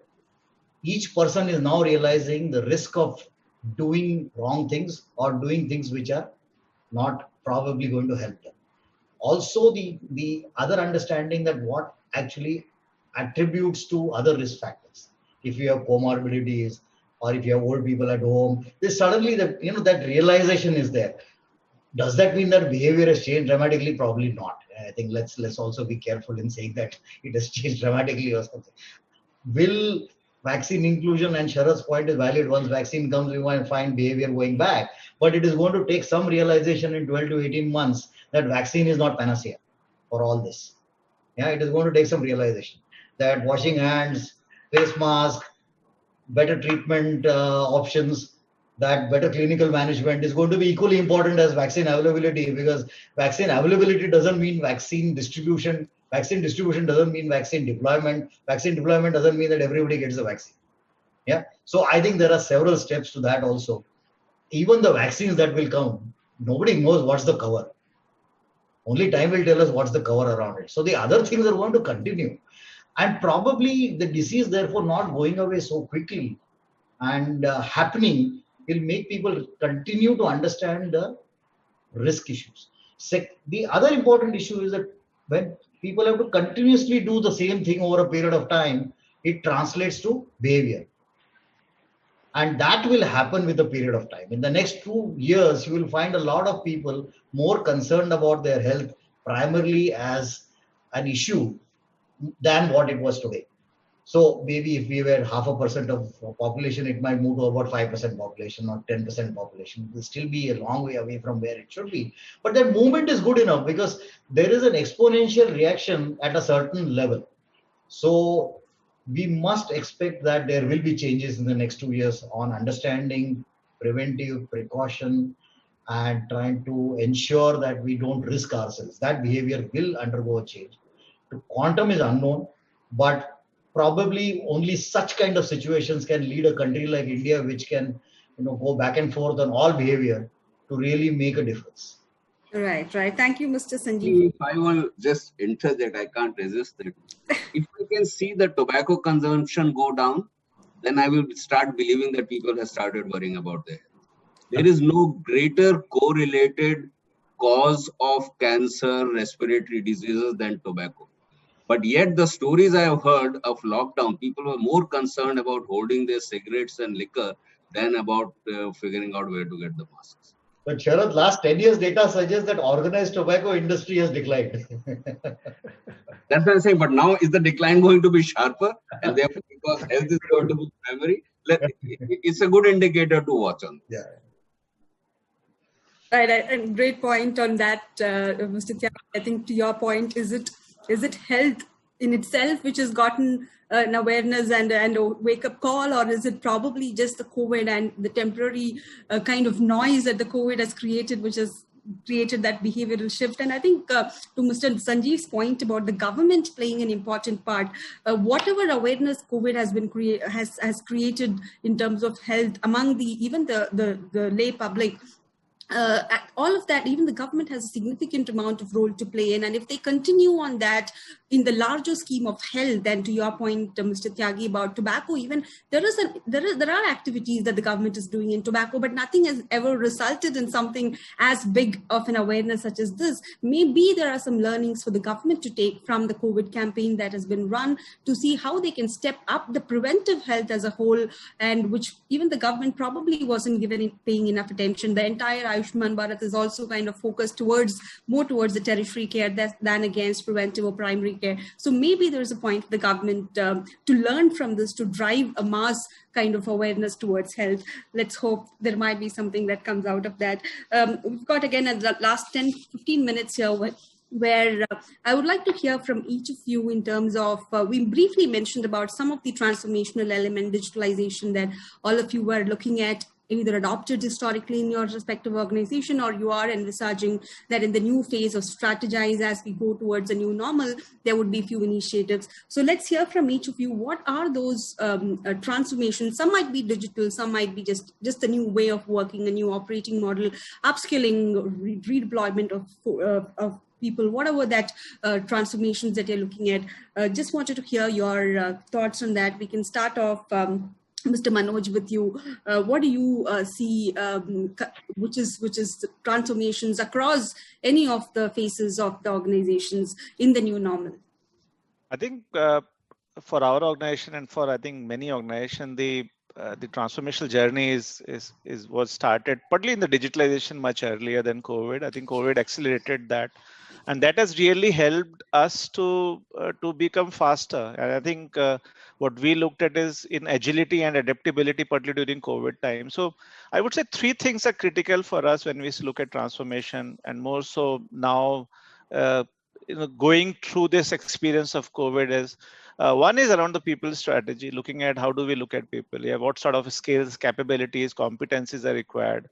In the past, for example, the frontline, we needed a certain type of person who, because of major interaction was face to face with our customer, now may not be. And I think Sharad was saying that there could be some businesses where actually digital interactions would be good enough. The doctors are not keen to see us. So, and it's not about our strategy, but it's about the customer experience, right? So in that sense, something around people, because what sort of people would fly in the new environment, who is digital native, who is quick to adapt, to learn, to take up that. Even managerials displaying more EQ rather than only IQ. Now these were terms in the past, but now I think it is more apparent. So I think people's strategy would be fundamental to for us. The second is around what sort of platforms, and we talk about digitalization, but I think enabling functions, whether it's finance, accounting, legal, I think what sort of platforms are they working on apart from commercial folks?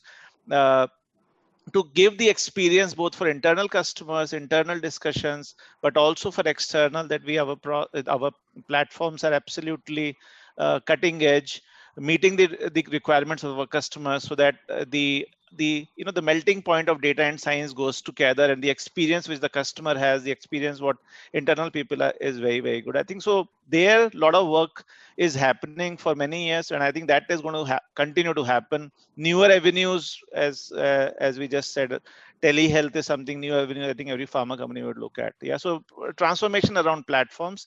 And the last thing I think is transformation around process. A simple HR policies like work from home.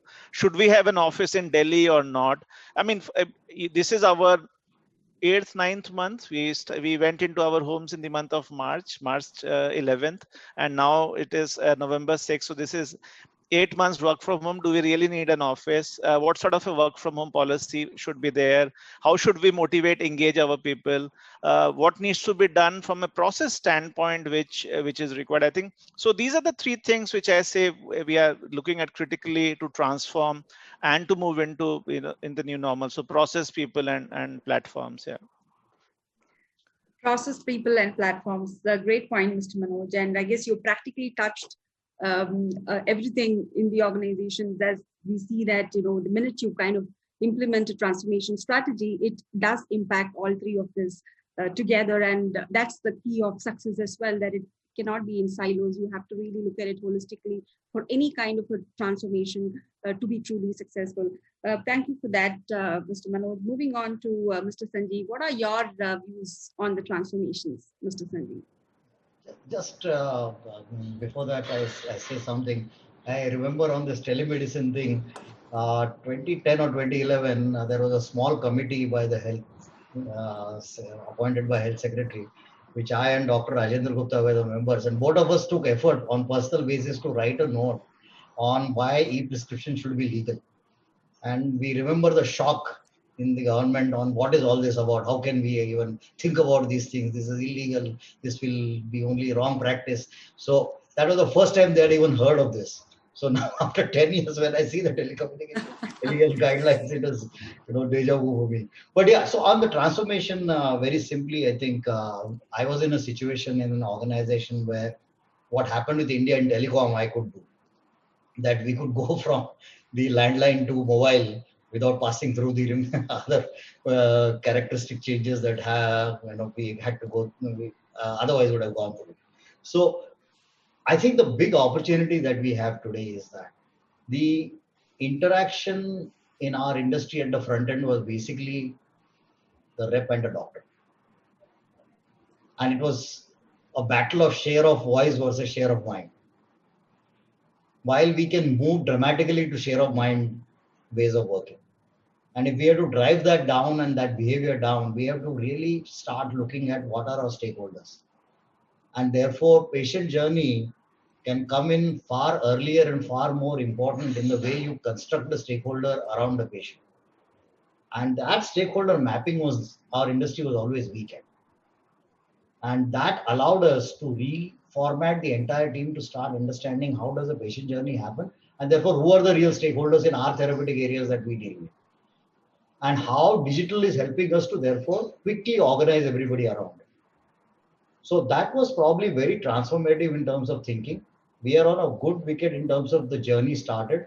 Is it all done and all? Probably not. I think there's, it is some journey to go. Some things happen very quickly. Some things have happened for each of the companies very quickly, but there is a big journey to be made here.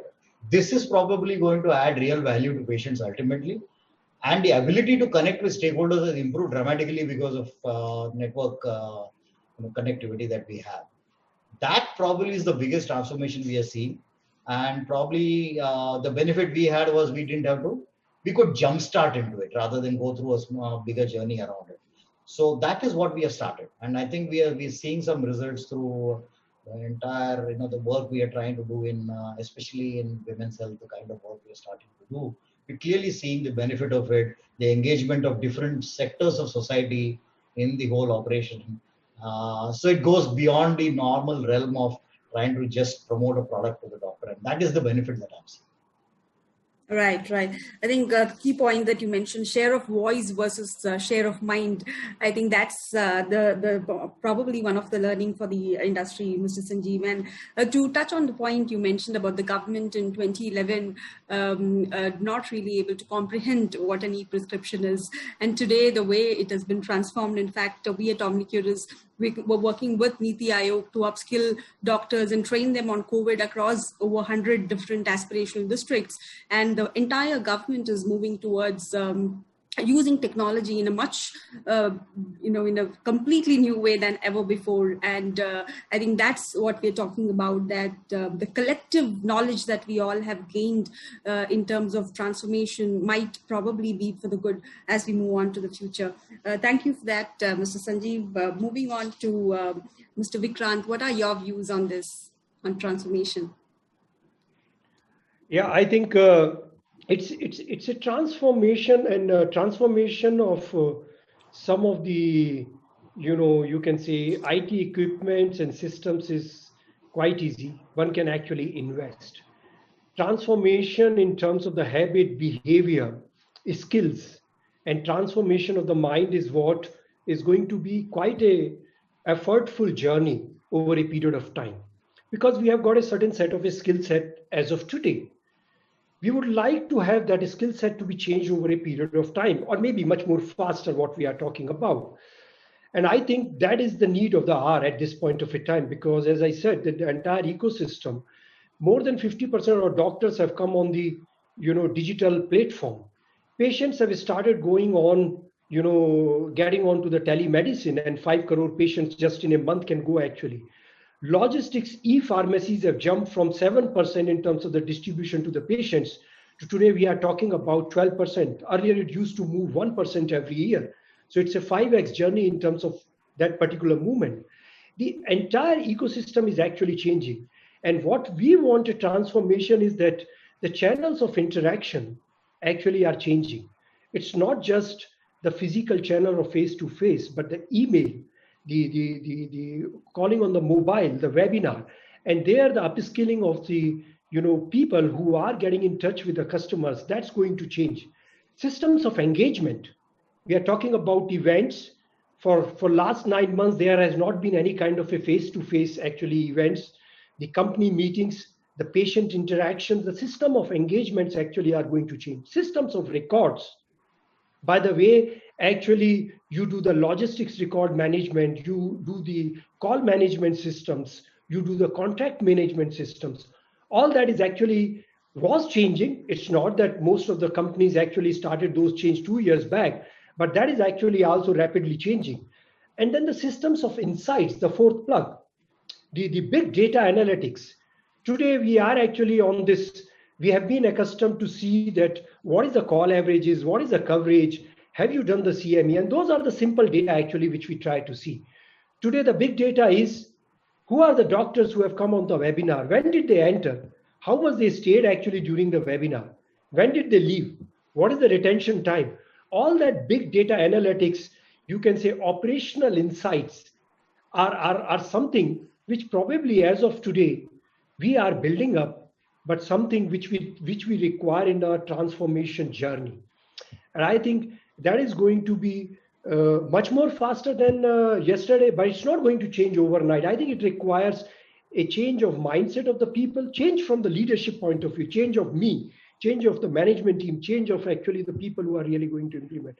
But I think this is going to be much more faster. And since it brings ease, comfort, without compromising the outcome, I think it is here to stay, and it is going to go much more rapid pace. Right, and a very interesting point there, Mr. Vikrant. You were saying for any fundamental transformation, and goes with what Mr. Manoj was mentioning, people becomes the key, and how the people's perceptions and the people's way of working can change really kind of determines how successful any new initiative can be. And one of the important points you mentioned about the big data analytics, and really to be able to, for any digital engagement that we do with stakeholders, understanding the personal needs of the stakeholder or the customer is very, very important. And I think that's where the digital maturity, or so-called the digital IQ, comes in. As you know, we see a lot of digital initiatives that organizations are taking currently, and is it really customer centric? Are we really able to see the data, as you were mentioning, at a macro level, to really see that what is it that the customer wants to see? And is it really adding value for him? I think that's what the data element is very, very important as we talk about digital transformation. In fact, we at Omnicuris, we saw a 3x growth in terms of the doctors' engagement during the times of COVID, to the extent that the servers that started choking. But the outcome of that was that the cohort of data that we were getting in terms of the patterns is very, very different, with different set of audience. It's never a blanket approach. It might be webinars for some, it might be just casual talks, fireside talks for some, it might be just small snippets of data that some might want. So I think very interesting point about how organizations should start really looking at data and start doing data-driven decisions as they are looking at transformation. Thank you for that, Mr. Manoj. Mr. Vikrant. Moving on to Mr. Tyagi. Coming to you, what are your views, Mr. Tyagi? A lot has been covered, so I will not repeat that. And I will also try and be concise on a few points. See, the transformation, when we talk of transformation, what we have so far been talking about a very incremental transformation. To me, the real transformation will happen when you realize the power of what a digital connect and a digital interaction can do. And I can tell you, one of the best things that happens with a digital transaction is it leaves a very, very clear trail of interaction. Okay. You can no longer say, I never spoke to this guy. Okay. You can no longer say that I never had such an interaction. Okay. You know exactly who you interacted with and for how long, etc. And why I'm saying this is that, for long, there have been regulatory practices which have, to my mind, been useful, but there can be reconsideration. Today, can organizations start contacting patients for certain patient benefit programs? For example, it has long been said that organizations should not contact patients. That's the work of the doctor. Fine. But in many parts of the world, you do know that, organizations can advertise about a product, about new technology, about new benefits, etc., etc. If you have a methodology by which a digitally or a trail-based interaction is possible, so that no one can do anything wrong, I think there is a huge amount of patient care programs that can be taken directly to patients by organizations in a much more efficient way, because very honestly today, one of the biggest issues is lack of information, lack of credible information for patients. Doctors don't have time. Okay, the kind of information available by Googling is susceptible, because there is no one, really critically looking at it, whether it is correct or not. Why can't regulations change to allow a patient to contact the manufacturer of a drug and be able to ask the legitimate questions they have got?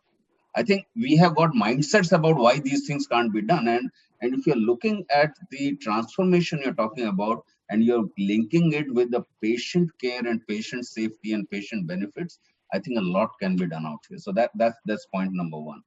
Secondly, when we are talking about what's happening within organizations, then, Manoj rightly said that most organizations worldwide, you keep seeing a news every day. XYZ company has said that people can work from home forever, or work from home for so on. I think the whole work from home and going to the office part is like in rural areas, you pick up your bucket and you go and fill water by trekking 3 kilometers and come back. What you accomplished is 10 liters of water. Okay, then they're transformed by having piped water connections. What we are seeing is piped information connections. When 5G comes, trust me, the need to go to office will be even lesser, because the quality of interactions will be so much better that the only reason you will want to go to office is actually to have human interaction. I had a lunch with my leadership team recently, and it was like an event. Okay, earlier you never even thought about it. You would go out when you want. Now it's an event. So human interactions will be really more eventful. It still cannot be replaced for the bonding that it develops for people who need to work constantly with each other. So I don't think that people can work forever from home. But yes, now it is a choice based on how well your digital connectivity is. Also, it's not science fiction, but if you're getting into a 5G, 6G, whatever, how long before you start seeing holographic images which you can have in your own house and get a feeling of a real interaction that you're having? So I think a lot will change over the next few years, but for our industry, the change has to be kept keeping in mind the patient. And I think that's where I would push for more and more and better regulatory changes looking at this. One more point relating to that, I had a few years back, I'd come across a very innovative entrepreneur who wanted to develop a database where a doctor could look up instantly the drug-drug interactions that happen if he's going to prescribe a drug based on what the patient is having. No doctor can really remember every possible interaction or adverse event possible. Those kind of things will also become so much easier. Doctors themselves can benefit so much because of the availability of a huge compendium of information. So the transformations are going to be enormous. And I don't even want to put a kind of a framework to it saying what can happen. But as long as it is keeping in mind the patients, we will be doing the right thing and in the right direction. Right. Thank you for that points here. And I think the point you mentioned about regulations starting to evolve so that pharmaceutical organizations can also become more closer to the patients, of course, in the right way. And there might be regulations which might govern, but it cannot completely stonewall that interaction. And there has been a reasonable amount of interactions during COVID, and even some of the government have been proactive in terms of taking the pharmaceutical health during the current COVID times for being able to share the information. So that's a wishful thought that you had there, Mr. Tyagi. And the point you mentioned about trade and transparency, I think that's digital is all about, right? It leaves a trail. It gives you that transparency, which probably historically the pharmaceutical industry wasn't really used to, having a very transparent view to everything, be it the entire supply chain or be it R&D, be it the commercial model of field force going and meeting. So I think that's probably the real change that's going to come in. And that's where even the transformation of people to be able to see the way once you start seeing a lot of data to actually make sense from that data that the transparency is going to throw in front of you. Great insights there. We're nearing to the end of the session. Thank you so much to each of you for these wonderful insights and sharing your experiences today. It has really been a pleasure to have you all. Thank you so much. To conclude, ladies and gentlemen, as we continue to hear from the leaders on their thoughts about the new normal, it's becoming clear that COVID-19 recovery will be a time of real change and potentially transformative for pharma companies. It will be critical that each organization build newer operating models consciously, be it around physician engagement, be it around the way people are working internally, be it around consumer engagement or patient engagement or go-to-market models. The new models should revolve around what the customers want and ways to solve specific customer needs. And one message clearly that is emerging is for pharma to come out stronger than before the crisis. The future should look different from the past. Thank you very much. Thank you. Thank you. Thank you very much.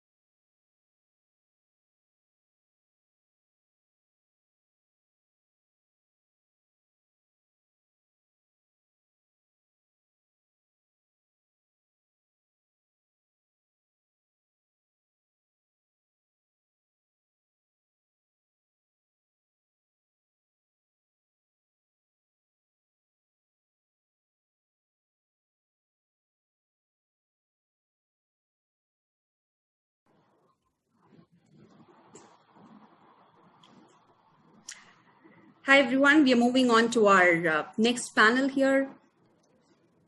Digital initiatives that are here to stay. We have been hearing from our leaders that technology has a role to play in every aspect of the pharmaceutical value chain, and we've heard some of the areas that tech is going to really disrupt the post-COVID new normal, be it in the supply chain and distribution, be it in the internal management of field teams or the way people are going to interact with each other, be it in the way doctors engage with pharmaceutical companies, be it in the way doctors engage with patients, and the list goes on. And post the crisis mode of the COVID-19, as organizations started moving towards the stabilize and the strategize mode, we saw a spurt of digital initiatives which has been rolled out. Let us hear from our expert panelist here as we move on into the new phase of stabilization and strategization. What are the key success elements to keep in mind as we plan the digital strategy? And as we all know, the key is in execution. Everybody knows digital is the way forward, but we all know that it comes with its own set of execution challenges. Please join me in welcoming our panelists for this session.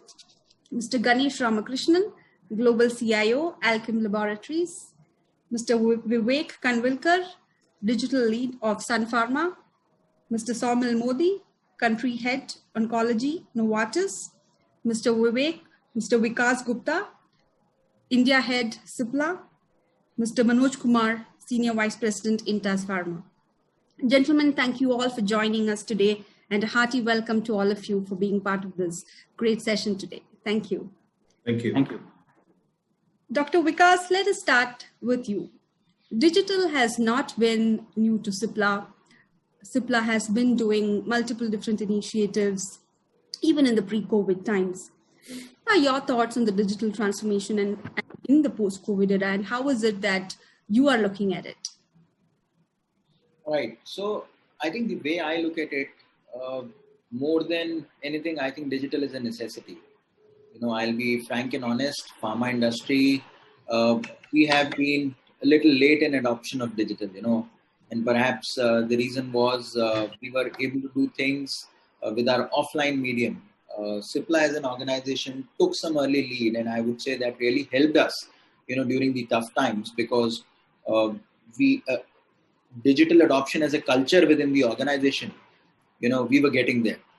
So that really helped us. And I feel moving ahead, if you see the coming times, many of these trends are going to stay.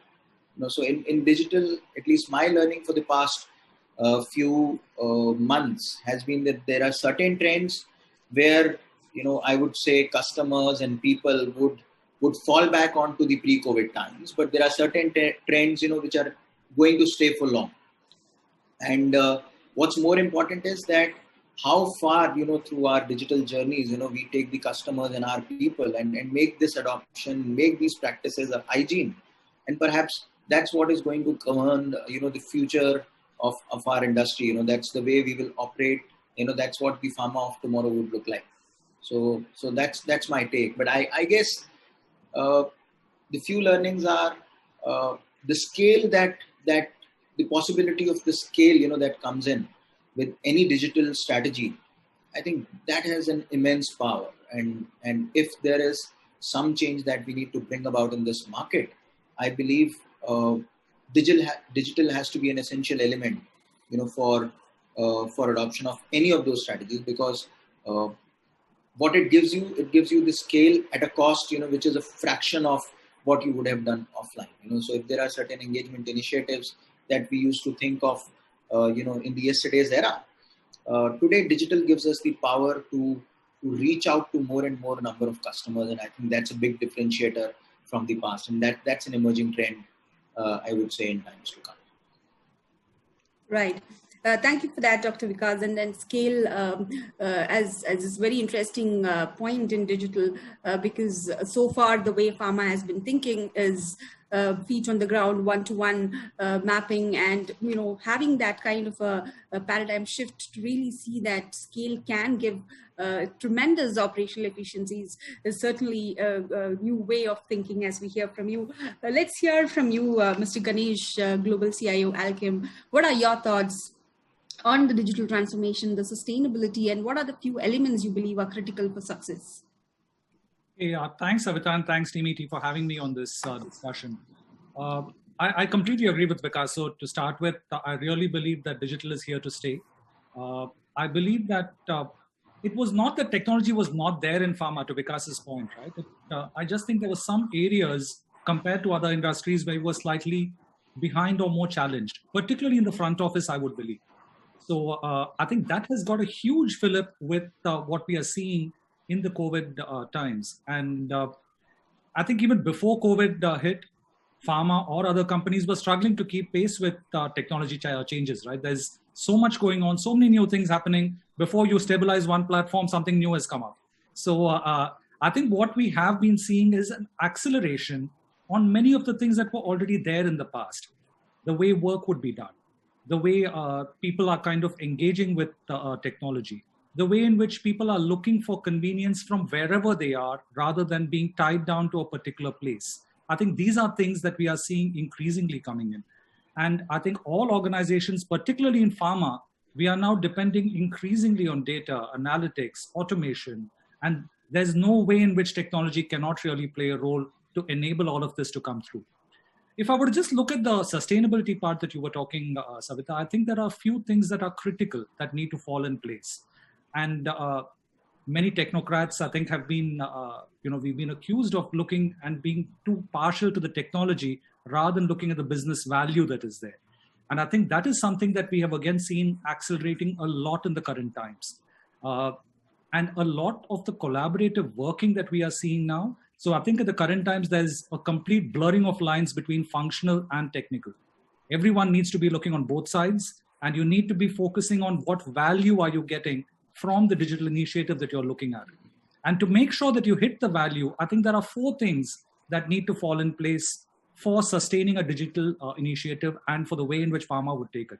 The first is everything needs to be agile. So you cannot be saying that, you give me a requirement, I'll think about it, I'll come back with a few options and then make it happen. It doesn't work. You need to be getting things going as fast as what the market is looking for, because that's what we are facing and that's reality today.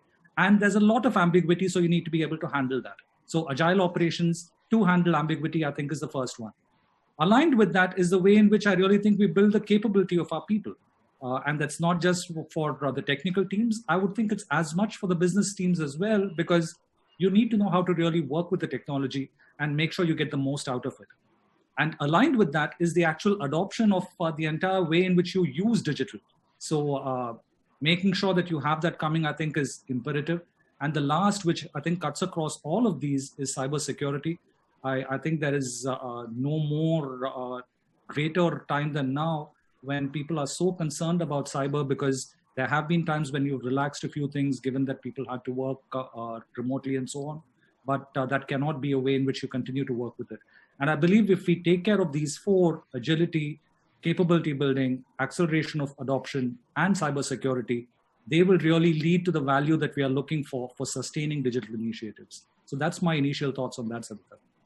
Right. Thank you, Mr. Ganesh. You've given us a comprehensive view of some of the critical success factors, as you saw there, and agility, capability building, as well as cybersecurity. And one of the also the very important point you were mentioning about is really from marrying technology with the business and not really kind of seeing it separate, but how do we really are both of it, which has to run in sync with each other so that the business problem needs to get solved. It's not technology in isolation.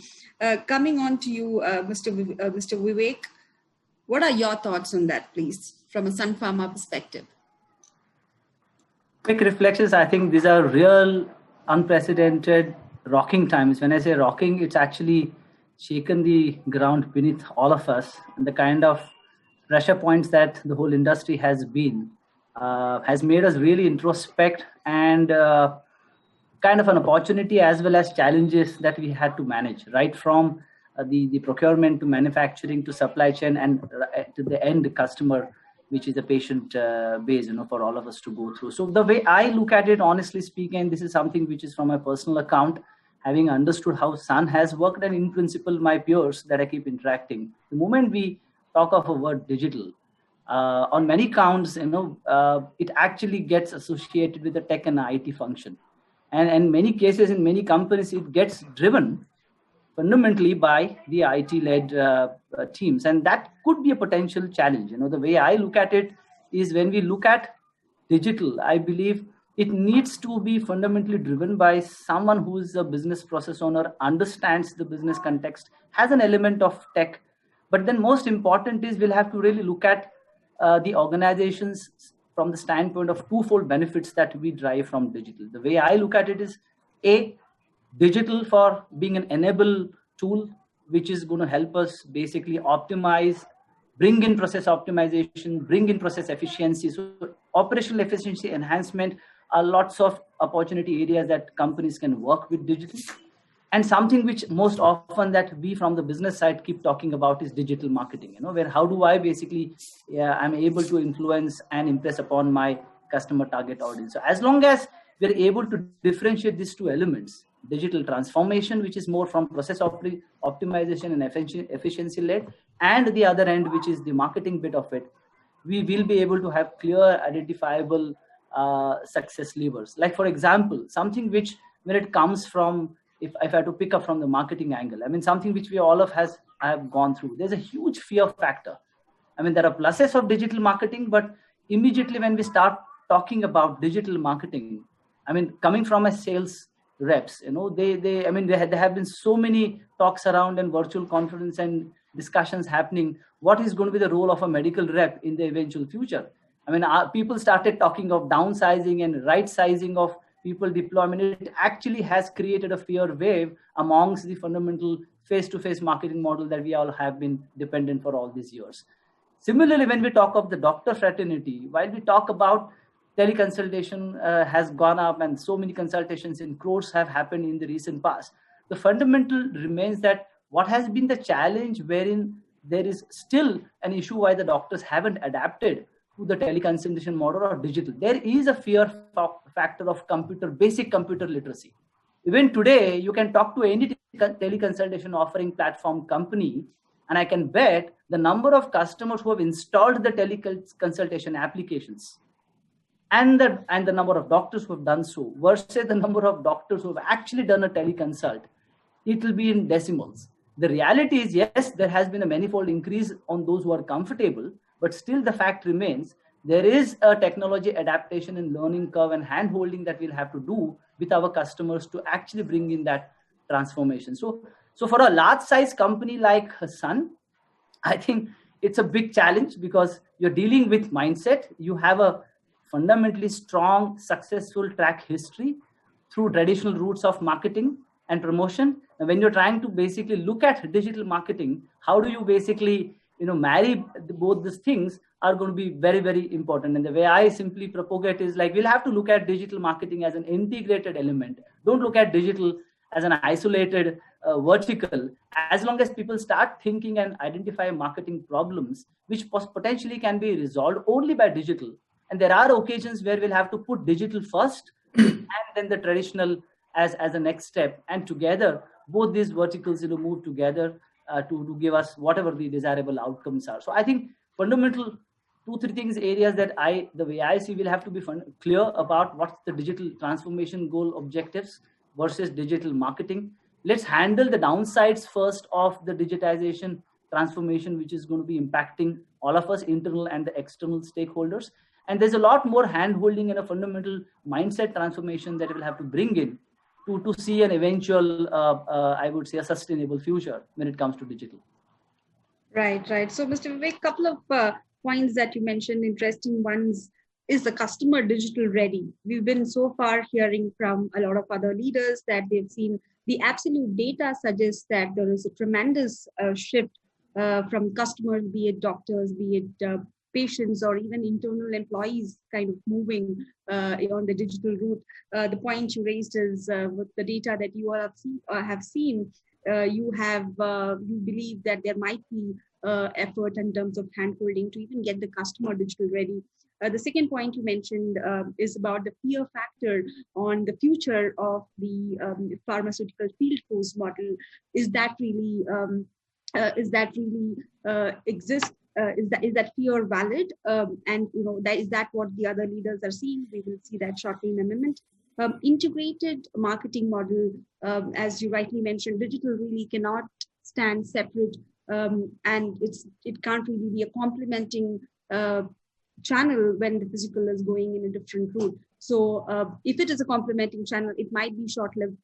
And post the COVID, out of necessity, it has taken a digital route, but post COVID, it might kind of roll back to a 360-degree view. So your point about really being able to integrate digital with the existing physical model might be the key. But let's hear from our other experts to some of the points that you mentioned.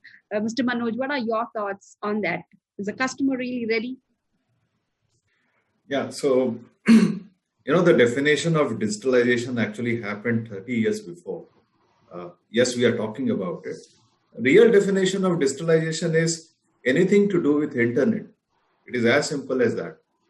And if you really ask me, internet happened in India as early as 1999. And over there, the rate of acceptance has been slower. It was email, it was mobile marketing. I think what we are talking during COVID time is how do we take up the other tools which is available, which we were not using. Just to mention a few, for pharma, briefing meeting and cycle meeting was a very common juncture. I'm sure all my panelists would shake their hand. Every 3 months, we would travel from one city to another to interact and motivate and guide and have strategies ready. I think there used to be a plethora of conferences which used to happen. You talk about any therapy area, there used to be a plethora of conferences. Now, yes, what digitalization has done is have started giving pharma a solution to the existing challenge which is there. Savita, don't forget, this is the 8th month we are living out of COVID era. So there was a state of confusion.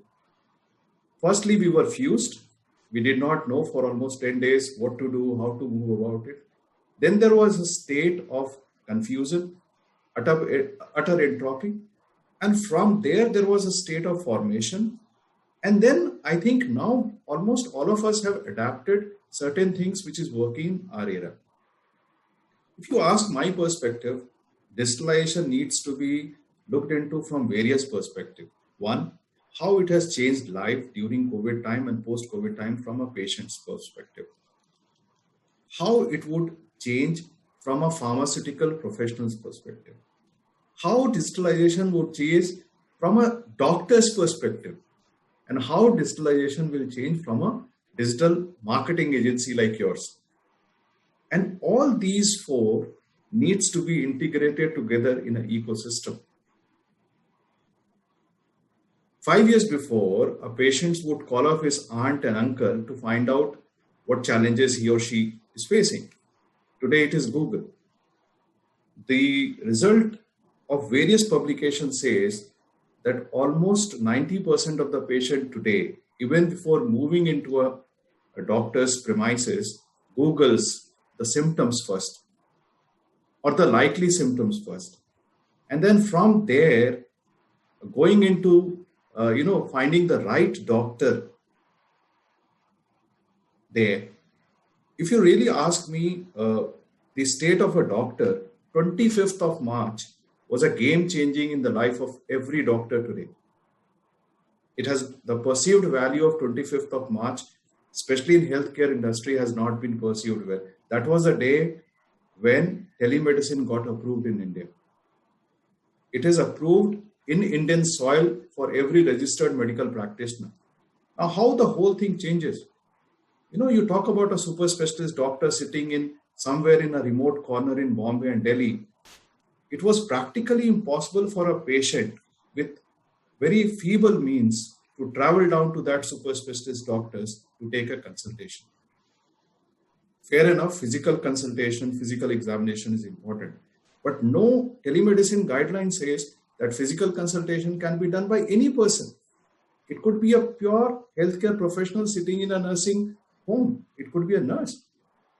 Second thing is the challenge of a second opinion. Today, almost each one of us go for a second opinion. We just want to validate, the concern that we have is the doctor, whatever he has prescribed is right. So era of second opinion. I think at the pharma industry level, there was a disconnect between acceptability and not acceptability, more from a leadership perspective. We knew it is coming. When it was coming, nobody knew. I think the COVID time made it that it has almost come. So now nobody is talking about not accepting digitalization. Everybody is talking about making a hybrid, and which hybrid model will work for what. I think we need to divide pharma into multiple places. One who has got the innovator space, own molecule, where you have a lot of pull of the molecule. Second, who was into the relationship and the CRM kind of a model, where the healthcare professionals needed to be talked, share a voice, top of the mind recall activity needed to happen. So I think depending on what is the unique disposition factor of pharma, the strategy and digital tool adoption will happen. So going forward, pharma will take a mix of what is working best for them. It would be an integrated model. Hybrid model is likely to be there, whether for pharma or for agency. But I just also wanted to highlight before I close that none of us are talking about content. Digital is one of the media. It was always existing. Only thing is rate of adaptation has really gone up. So the good content will always sell, whether it will sell through a movie or it will sell through Netflix. A good content will always sell. So that's my point of view. Thank you for that, Mr. Manoj. It clearly seems that you feel there is a readiness currently there, and you also feel that the hybrid model is here to stay. You mentioned about, though it's towards the end, content as an engagement model. That's nothing new for pharmaceutical organizations to engage their stakeholders with content. I think it just got accelerated when you're looking at it digitally. It's not just content, but it's right content to the right person, which starts taking more prominence. So thank you for that, Mr. Manoj. Let's hear, Mr. Somal, from your end, your views on this, please.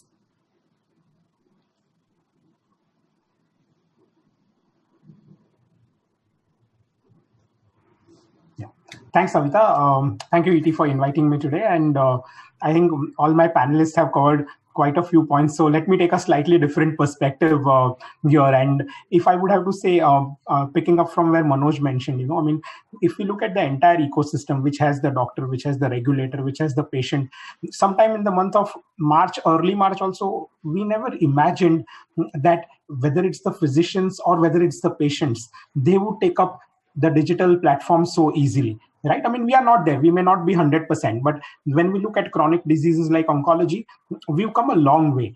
If you look at all the physicians, a lot of them have been doing counseling they have been seeing patients via telemedicine. Patient advocacy groups. So this is one thing I would like to speak. Usually what happens is when you have to do patient advocacy or you want to do patient awareness programs, you have to have everyone together. And that's when a physician would come address them. But in the last 6 to 7 months, we've seen that patients would be in various parts of the country, but they are all connected. And we never imagined that patients would be so digitally ready to come and, get together or ask their questions. And the feedback we got from patients was amazing. They said when we used to visit these doctors at tertiary care centers, they hardly used to spend time with us. 2 minutes, 3 minutes, we were out of the chamber. Now today with digital, they spend a full 35 minutes and everyone asks questions, so all our queries are resolved. So, that's the power that digital has brought in. At the same time, let me take a view from a government perspective as well. So there were a couple of months wherein, because of the entire disruption which happened due to COVID, maybe the regulatory approvals and all took more time. But now today, as we look at it, through the Saksham portal, everything is online. It's completely paperless. Approvals have been happening. So for innovative companies and same for Indian companies, no approvals are stuck. The SEC meetings are happening on time. So I think the regulators have adopted this very well in terms of technology. And if we even specifically look at clinical trials, in fact, the timelines for approvals of clinical trials have gone down compared to what it was earlier. So from an industry perspective, I think we've gained quite a bit. Government spoke of National Digital Health Mission. Now, imagine the power. We have all this data at a click of a button. And then based on whether you want to run clinical trials, whether you want to look at which patients are in which income segment, all the data is available at a click of a button. So I think everyone who's there in the complete ecosystem, whether it's the patients, whether it is the doctors, whether it's the regulators, whether it is the health service providers, even we never imagined that, a lot of companies run patient access programs in oncology, giving free drugs and stuff. And a lot of it was still through people meeting patients and stuff, but everything has gone digital now. So I think people have taken this technology very well. Yes, there has always been a learning curve, and there will be a learning curve as we move forward. The critical part here also being with physicians, because every company is doing it, there's an element of digital fatigue that has also set in. So as Manoj said, the content is important, right? So for product managers and for people who've been used to doing, content in one way, this is a big challenge, that how do we really come up with something new so that that guy goes and opens my email at least and sees what I'm trying to communicate. So that's going to be a new era of marketing. That's going to be a new era where people will have to get accustomed to this and hone their skills. So at Novartis, I think these are certain areas we use this 6 to 8 months to really work on. How do we really work on the skills and the capabilities of both our field force as well as the marketing teams and the medical teams? The whole idea being that how can we really upskill them and prepare them for the future?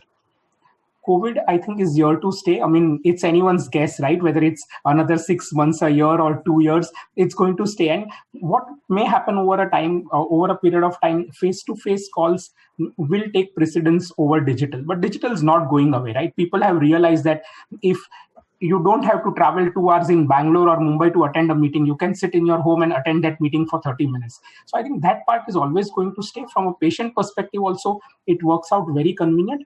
Compared to where we are today, where most of it is digital, say 60 or 70%, and 30% is face-to-face. As we move ahead another 6 months or 8 months down the line, this percentage may change. But I don't see digital going away. And I think the way people have adopted to this technology, people have been forced to the wall, that you don't have a choice, you have to adopt it. And I think the learning curve there has been very short, and people have really adopted it very well. So I think it is here to stay, Savita. It's not going anywhere.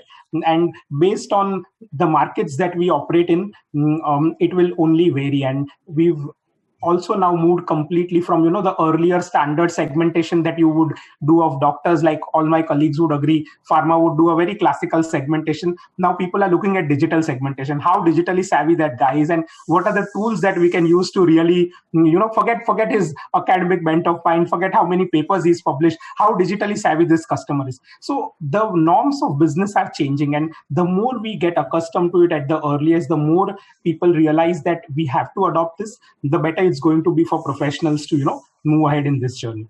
So that would be my perspective, Savita. Great point, Mr. Somil, there. Digitalization on patient engagement. And we've been hearing from some of our leaders earlier that the patient engagement is also taking a center stage in the current COVID era. And you also mentioned certain pertinent points that when patients go visit doctors in the clinic, they have very little time for education or the right kind of information. And I think that's one area of digitalization which is here to stay and grow as well. We spoke about pharmaceutical industries dealing with doctors, but even pharma dealing with the patients in terms of patient education, of course, within the regulatory boundaries is also very key. Regulators changing, we've been discussing that in our earlier sessions. We've seen how the government and the regulators have stepped up. And how they have created transparency, though may not be with effective digital systems, but that might be a way to go, that it might be very transparent to really see their process and really stuck in the whole life cycle. You spoke about how segmentation is starting to move towards the preference of digital channels as we start looking for. So while we have the last 10 minutes, I would just like to pose one question.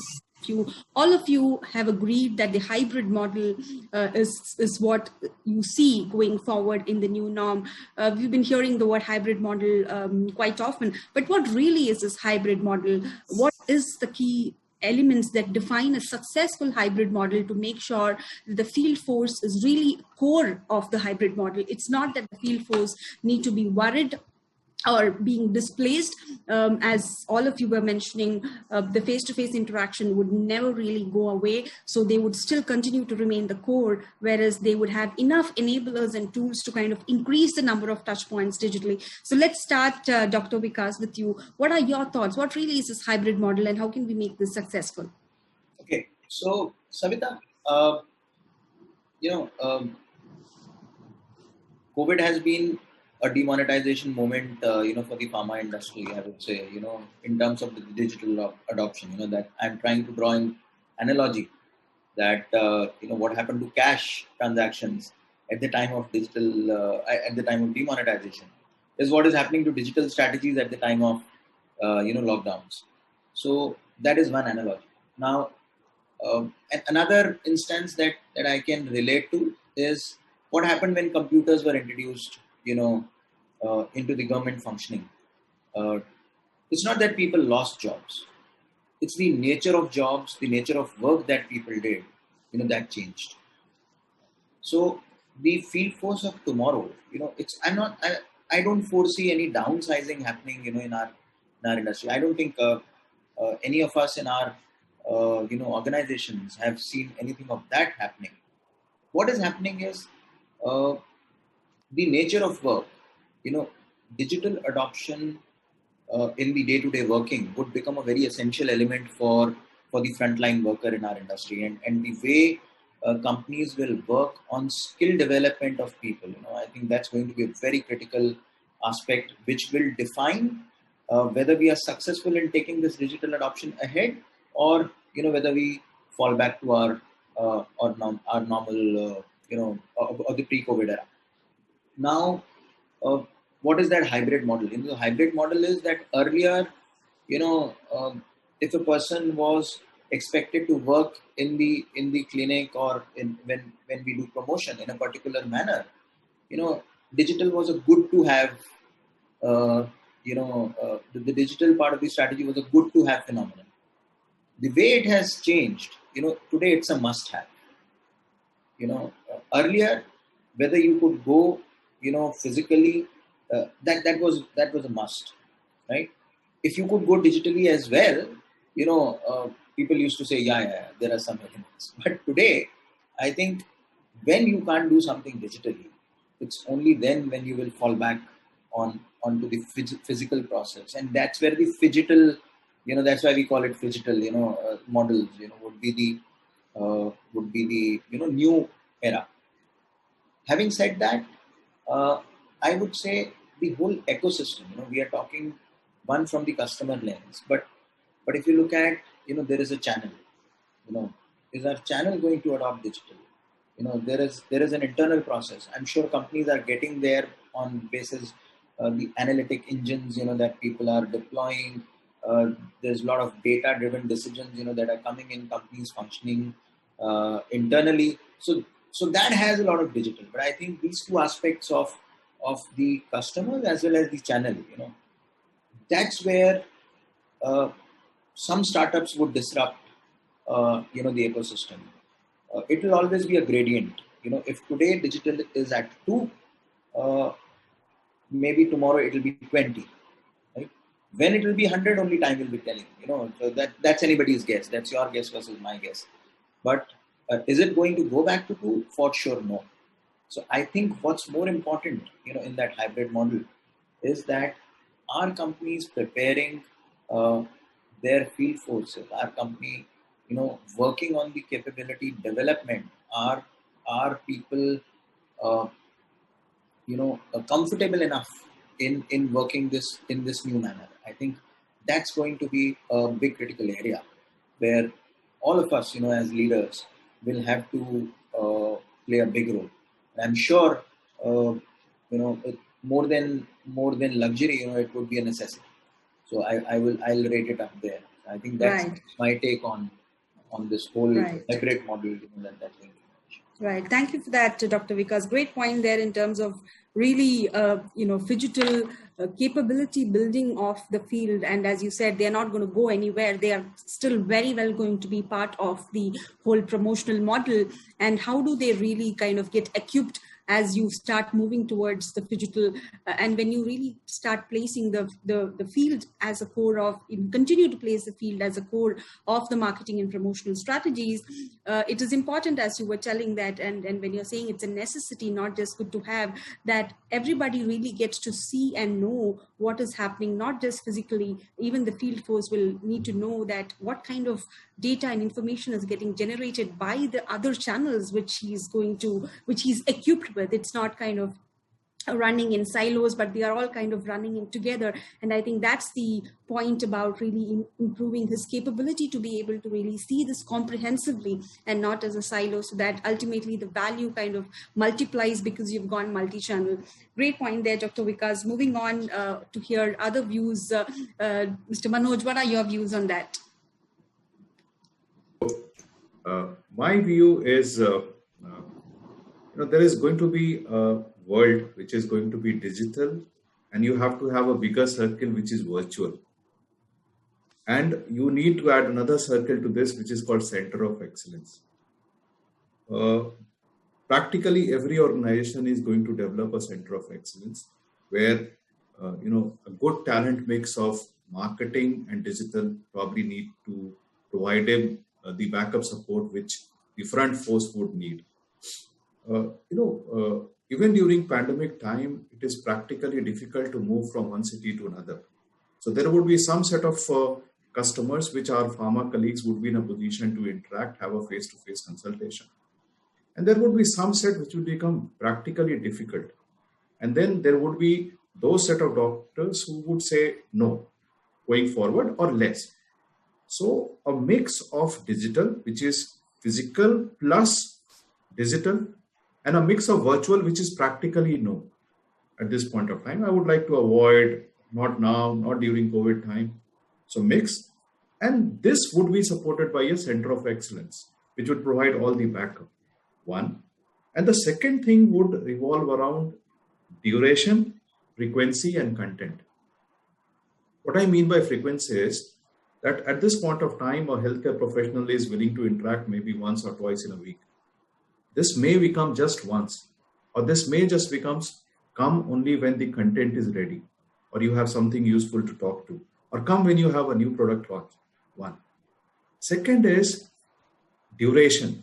Like Saumil mentioned, a face-to-face interaction was just 2 to 5 minutes. But when you have a cohort of people talking the same problem, it became 30 minutes, and usefulness was very, very different. So duration would change looking into what population is there. Content, as I always say, would change, but many of times the digital content is very different than what you get it in the typical visual aid or the typical leave behind literatures. It is no more the conversion of a PDF version of whatever you have digital marketing agency. People are talking about infographics. You have a mix of a content. If you produce a video which is more than 2 minutes, everybody knows nobody is going to watch it. So understanding what will work, understanding a mix of digital and visual will work, creating a Center of Excellence which has got the right skill sets, and collaborating and working with the right set of agencies is something which I see as a future. I would see a mix of a day in the life of a pharma professionals as a mix of maybe a physical call, couple of digital calls, and then probably doing some availability and doing some kind of a coordination to facilitate the life of a doctor. So that's how I see it. Great. I think the Center of Excellence, Mr. Manoj, is a great idea there. And I think as organizations are really trying to see how to implement it the right way with the right dose of digital, as you mentioned, having a Center of Excellence where there is a pool of ideas, and not just ideas, but also kind of navigating through the execution challenges. I think that's the key. As organizations decide digital or digital is the way to go, the next big block is really to navigate the execution challenges, the operational challenges, and rightly deciding on the mix, the way you said, in terms of how much of which channel, which digital route to go to, or what percentage to go to digital. So thank you for that, Mr. Manoj.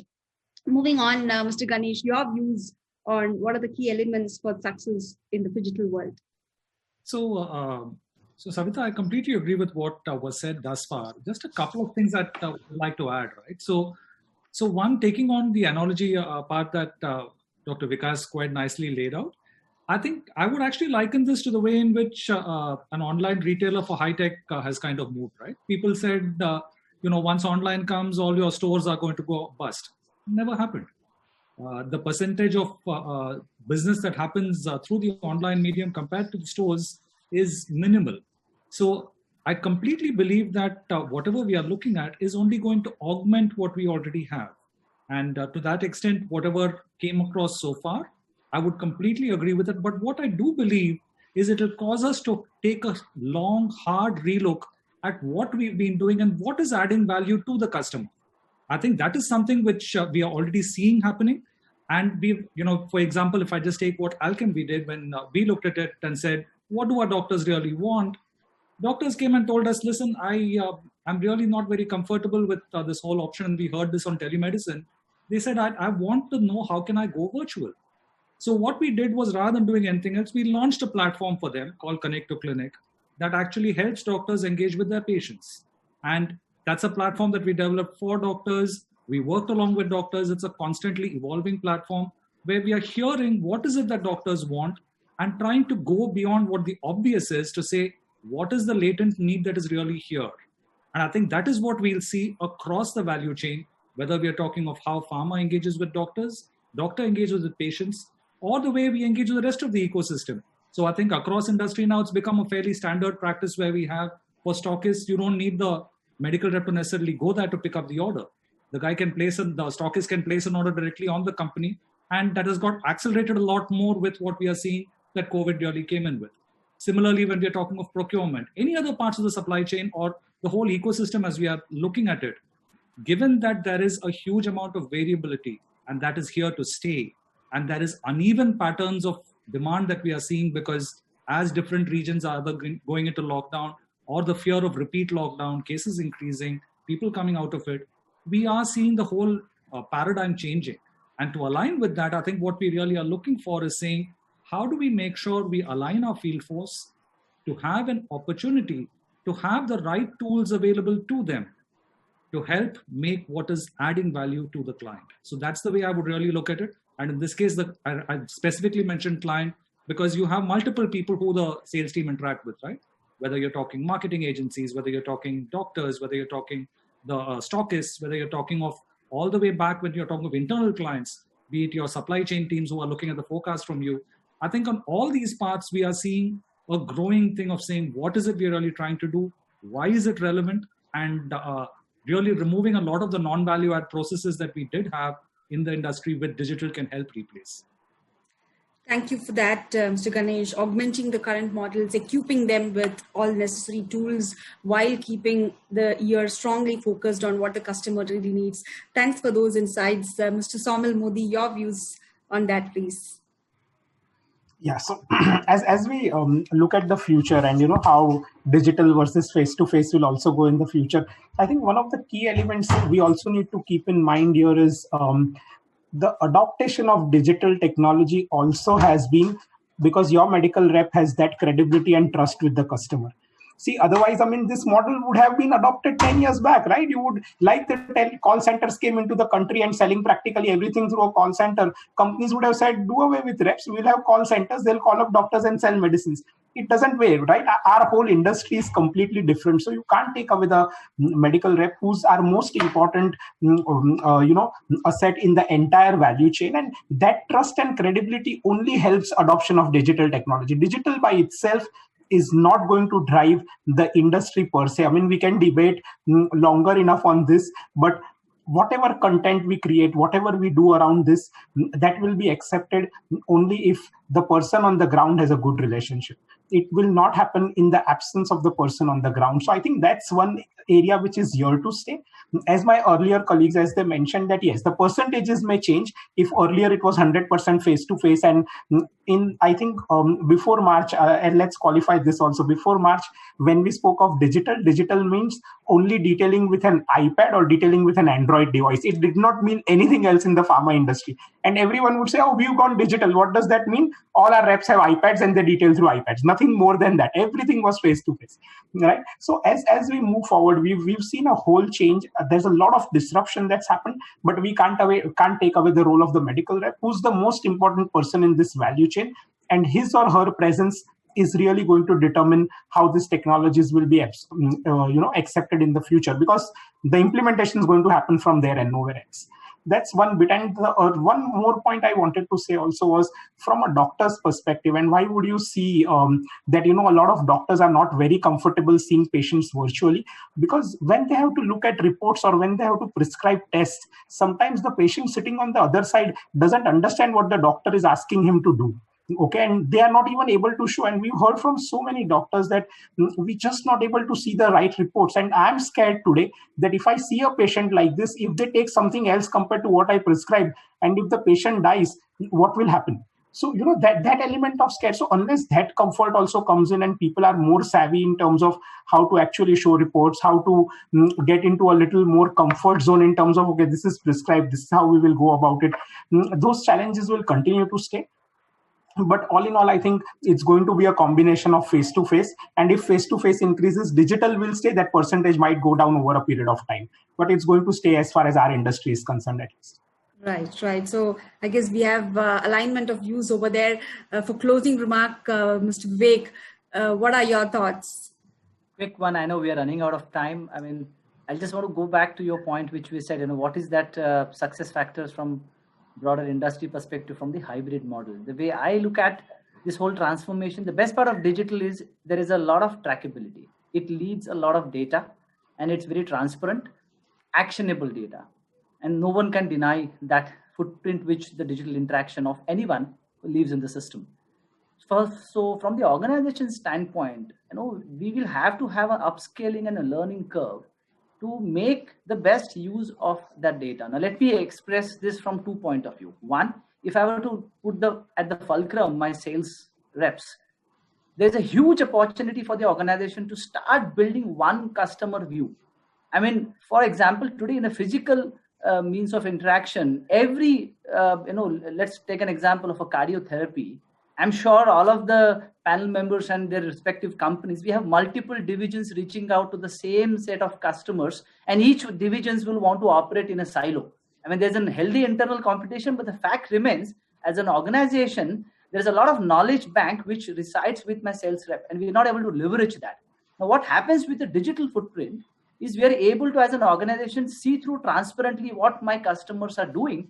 And if there is and this data, if we are able to integrate with a dashboarding system and it gets feeded back to my sales rep, is far more empowered. Today, if I am sending out an email centrally to my doctors, let's assume that I've sent out an email to 10,000 doctors. My data tells me out of 10,000 doctors, probably 1,000 have opened my emails and have done an interaction. And that data, if it flows back to my sales rep, there's an actionable point at their end, the next call that they try and make to the doctor. So there's a huge opportunity if you start working towards building that one customer view, and it's so very critical for organizations with multiple divisions.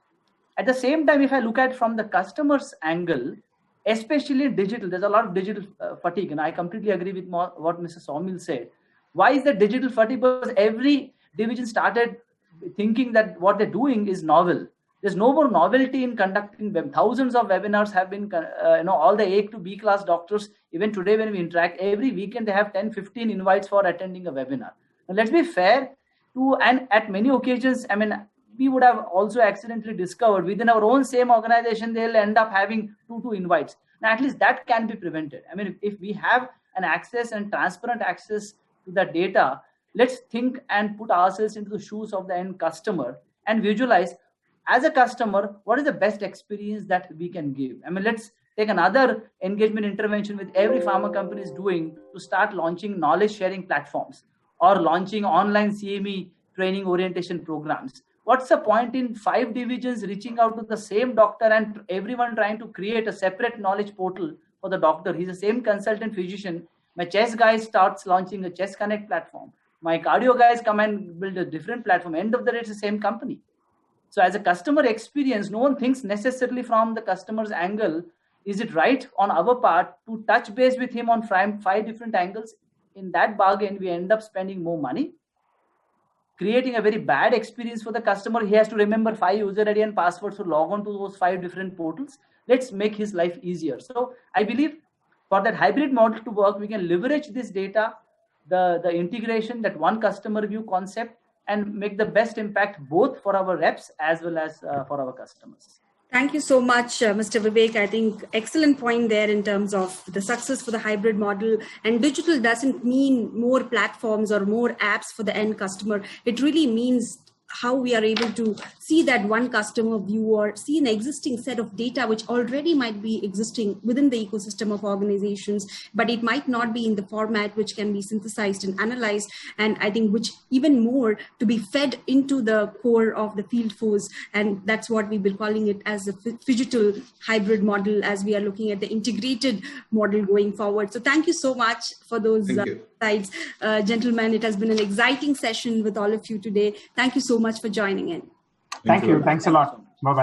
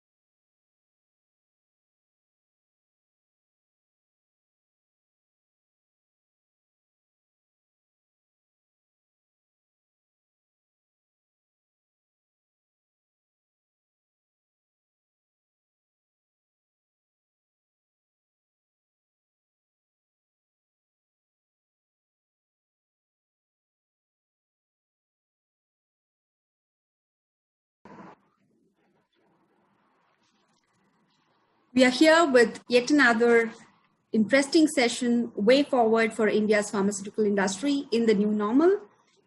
And to share some thoughts, we have with us Ms. Namita Thapar, Executive Director, MCure Pharma, Mr. Gagan Singh, MD, AstraZeneca, Mr. Satya Pratipati, Senior Partner, McKinsey & Company. A very, very warm welcome to the three of you. Thank you. So, Ms. Namita, a lot has happened with the pharmaceutical industry.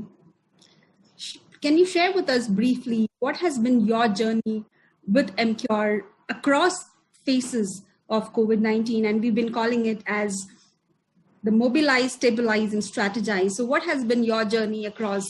And we'll start about the history, and then we will think ahead and look at what are your views on the new normal. So looking back, what are your learnings, lessons, and journey been like?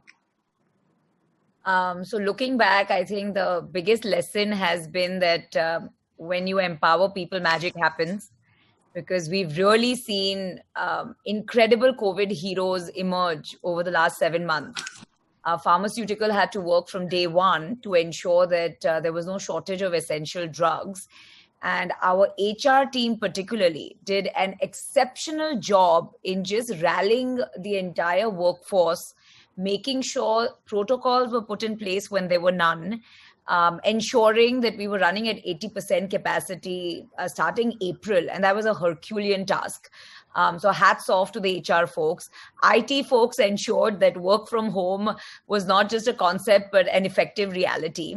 And even our field force, I remember in the month of April, PPE kits and masks were quite a novelty, and people didn't know where to get them, and they were in extreme shortage. And we managed to get a very large number, and our field force actually got out of their homes when there was that level of paranoia, and went to doctors' homes and distributed all these PPE kits and masks. So when I look back, the learning has been that, we talk so much about leadership and management, but really the mantra is to empower your people. And once you do that, it's amazing what they do and what they come up with.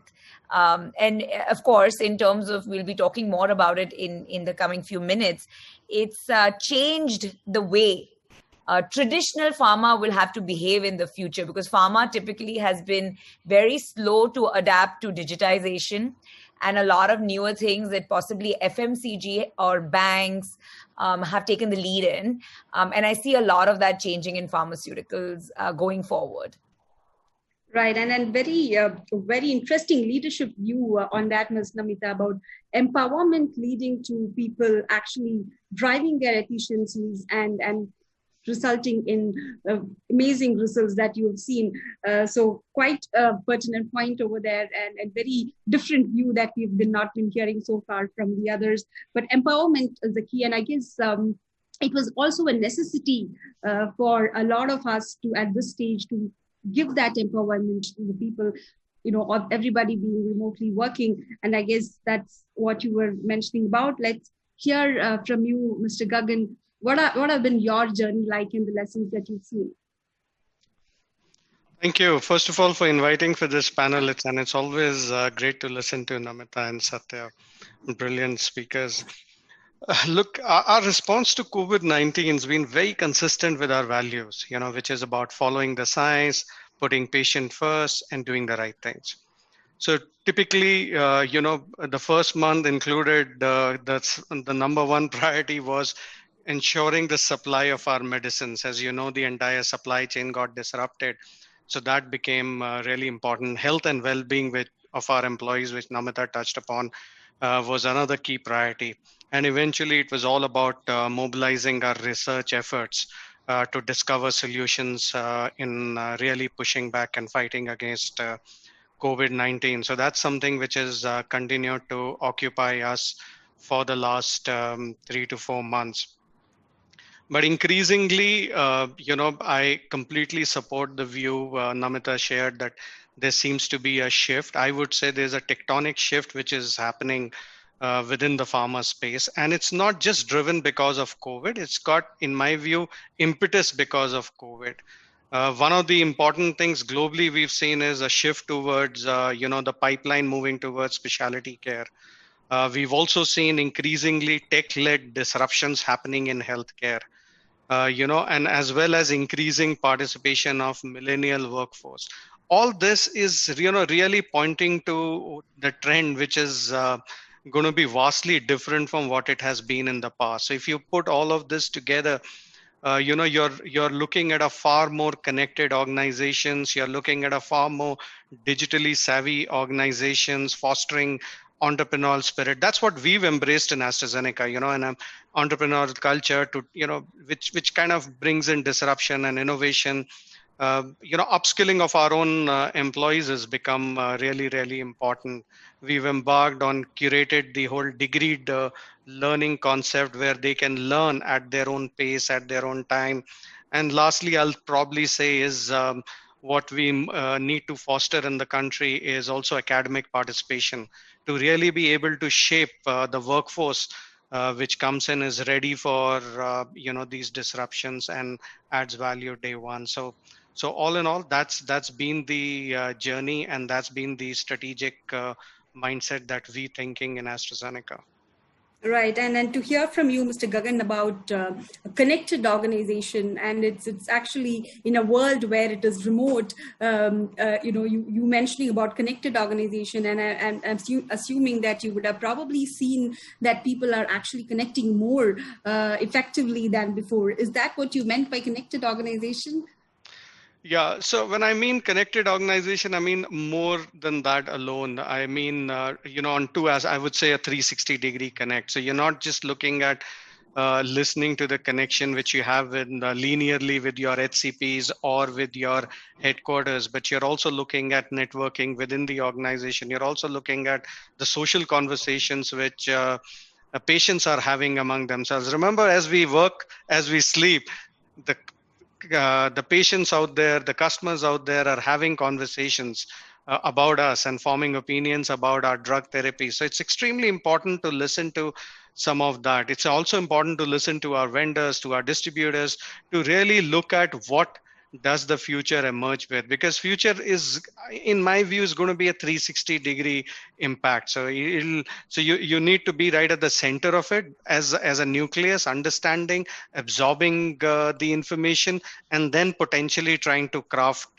something which helps you connect with everybody. Right. I think 360-degree connect across all the stakeholders, with pharma being the core, and how some of the transformations that we'll look at that in a minute, the transformations that you all would have adopted to actually reach this connected state that you're talking about, Mr. Gagan. Coming briefly onto you, Satya. Coming from a consultant standpoint, and you would have probably been busier than ever before with the current challenging times. What are your views, and what have been what has McKinsey been seeing over the last few months? Thanks, Savita. And like Gagan said, thank you for having us on this panel. It's a hard act to follow when Namita and Gagan have already spoken, so I'll try and keep it short. I think we saw 4 or 5 things. I think first thing that amazed me over the last 5-6 months is the speed with which organizations have changed. I think without doubt, across companies, everyone registered the fact that this change was here for 6, 9, 12 months. And adopted plans accordingly, right? So there was definitely speed of change that I think was worth underlining. The second is, I think, maybe at some level, the humility to accept, all of us, that we are a little bit blind leading the blind. I think somewhere through this pandemic, we figured out that we didn't know where it was going. And I think having the humility to know that we need to come up with ideas and options that will continue to morph and modify over the next few months, but still keep us relevant. So not entrenching on huge, directions that are immovable, but being flexible enough to change with the times. I think the third was that there was no one archetype. I think when we spoke to doctors, we ran a survey of around 8,000 odd doctors. We spoke to several representatives. There is no one type of doctor who's suddenly saying, I'm suddenly woken up this morning and I'm going to be tech savvy, or there's no one who's saying, I will remain the old way. There were just so many forms and types of people who are okay with websites, but not okay with apps, people who are okay with opening things on desktops, but not on mobiles. There were just so many forms and shapes with which people took. I think the third one was that there was no one archetype. And I think the fourth one was the fact that no one was fully able to do it on their own. I think combination of tech companies, a lot of platform providers, data companies, I think you saw partnerships come together a lot more. I'm seeing partnerships come together between fintechs, health techs, and pharma companies as well. So I think the fourth one was just the fact that there's no, it's tough to do it on your own, and you will need an ecosystem to navigate this.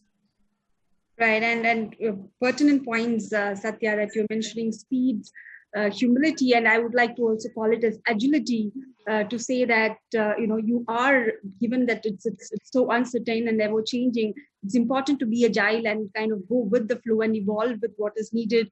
You spoke about cohorts of customers in your survey. There is no one size fits all. There might be cohorts with respect to preferences, channel, even within the virtual channel, there are multiple different channels that might be relevant for a set of customers. And collaboration, which is again the key, and as you see, we've been seeing an unprecedented collaboration, some between the competitors, some between different industries, etc. So taking a cue from that collaboration, Ms. Namita, what are your views on collaboration? How do you think in the new normal, what are the different areas that you believe might see collaboration, which has not really happened in the past? So firstly, there has to be a much deeper collaboration with the government. And it's funny because on this panel, you have two companies that are in the vaccine pursuit. So of course, Gagan is leading it as Astra.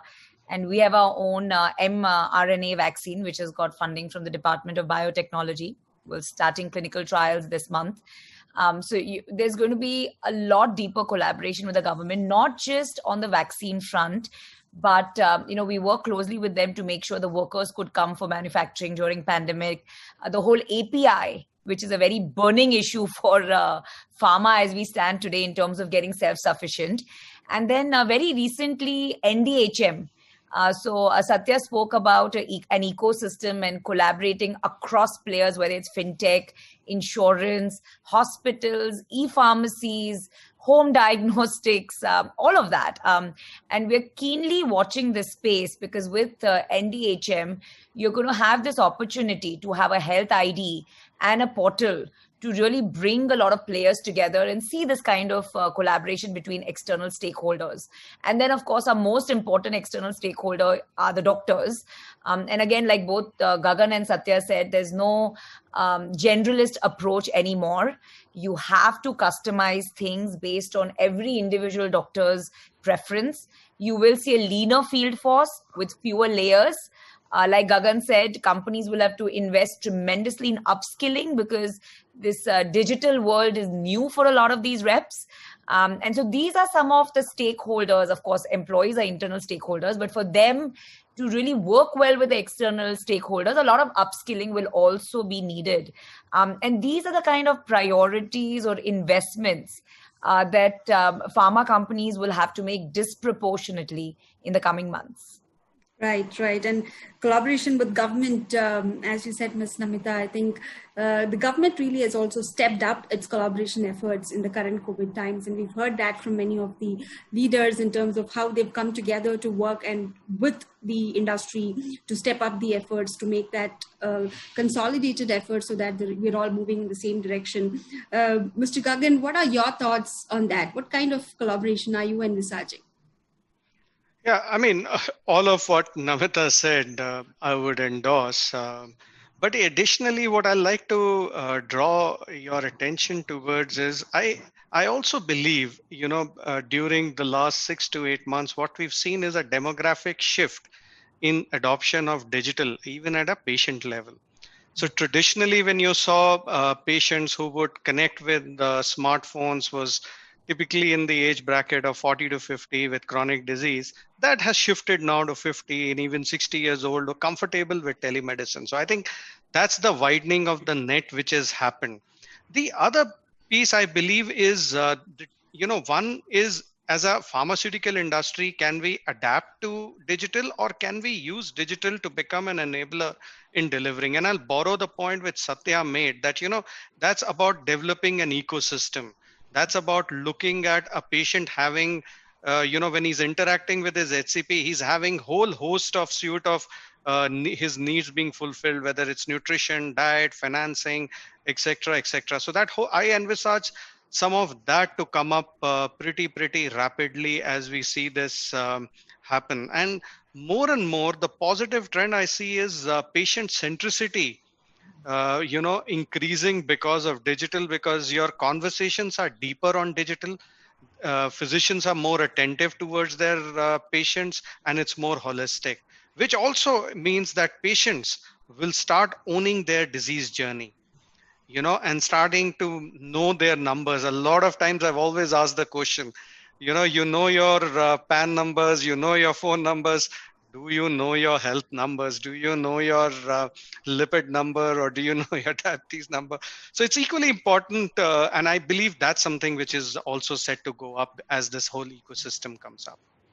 Right. So, Satya, you had mentioned that with the survey that you see the cohort of different segments and there is no one size fits all. We've been hearing from all our leaders that, it is going to be digital. Ms. Namita spoke about leaner field force, but more effective. It comes with its own set of challenges, right? And you also mentioned that people have increasingly started to realize that they are not able to do it on their own. What are your thoughts on that? While everybody is agreeing on digital, what kind of execution challenges that you're foreseeing as they start moving this route? It's an interesting question, and let me borrow a page from what Namita said around leaner field force, right? I actually don't know what the future field force would look like. For example, will you have larger medical teams? If you're going to have more remote interaction and your company or organization is going to interact with doctors more, do you want to trade off some of your rep field force with a centralized medical quote unquote field force that actually interfaces, right? Will the shape and nature of the people who are reaching out shape? I think one is it might be leaner, but it might look very different. I think the second is currently you have some form of I will do remote and physical on my own kind of model in your rep. Will you have a remote field force? Will you have a physical field force? And what will be the interface between the two? Will you have a physical field force that feeds into the remote field force? Will you have vice versa? And it's not only about the field force, right? Will you actually have a cell curating RCPA, which is notorious for the Indian industry, but digitally, and getting that data and feeding it back into your touch points with the HCPs. So I think the definition of a field force also might morph a little bit from what we know it currently to a little bit to how we engage with people of those touch points that we already have. What is the engagement going to be? So I do think we'll see big shifts. I think a lead indicator on this, to your point, Savita, and pharma has been a little bit of a lag industry because we haven't been forced as much. Is someone like the consumer industry. The partnerships and collaborations they've had to stitch together. They have multiple collaborations for data. They have multiple collaborations for logistics. You'll see a lot of logistics startups come up right now, getting valued. They have multiple tie-ups for payments, for financing. So as you think about it, and potentially, and Gagan was speaking about patient at the center, maybe we also have an experiment on outcomes medicine in India. But if you put all that together and look at it 5, 7, 8 years out, this shift is probably enabling a lot of things that are probably not possible or prevalent right now. Right. So Ms. Namita, do you really see the commercial organization changing in the new normal? Sorry, what do you mean by the commercial organization? The pharma the commercial model, be it in terms of the way pharma's dealing with doctors or the way pharma's dealing with patients, the patient-centric model that Mr. Gagan was talking about. So do you see that shift? And you also mentioned about a leaner, more effective field force. So do you actually envisage that shift in the new normal? Absolutely. So like I said, a leaner field force, more digital engagement with the doctors, more collaboration with all these different players of the ecosystem. And I think Gagan made a brilliant point on patient centricity, because even as a company, we're one of the biggest makers of anemia, and 50% Indian women are anemic. And Gagan said a beautiful quote, know your number. Most women don't know their hemoglobin and they don't know they're anemic.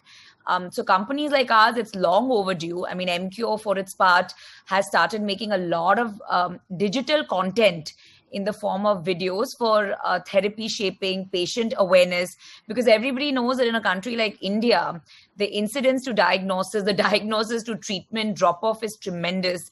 The treatment adherence is a genuine challenge. And so companies like ours will have to invest a lot more in patient centricity than we have done in the past. Right. So that's the key there in terms of patient centricity. And I guess this is the right time to do that, because there is an increased awareness, and we've been hearing from our panelists as well. There is generally an increased awareness towards health. May not be to the same momentum that we saw. It might not sustain, but it definitely is a great start. And even if we are able to sustain probably 20-30% of the kind of awareness that we have today for health, be it with the consumer side or be it at the government side, there is still a lot of gains to be made from that. It's a great point there on the patient centricity, Ms. Namita. One last question before we close the panel. So there is definitely increasing access to healthcare. Satya, as you said, telemedicine is increasing, and e-pharmacy and whatnot, telehealth overall is increasing. Is that an opportunity for the Indian pharmaceutical sector in terms of increased access to health as an overall level? Because suddenly they might see the adherence is increasing and there's a general trend of health awareness increasing. So do you actually see that as an opportunity, a sizable opportunity for the Indian pharma? Sure. Do you want me to take that? Yes, please go ahead.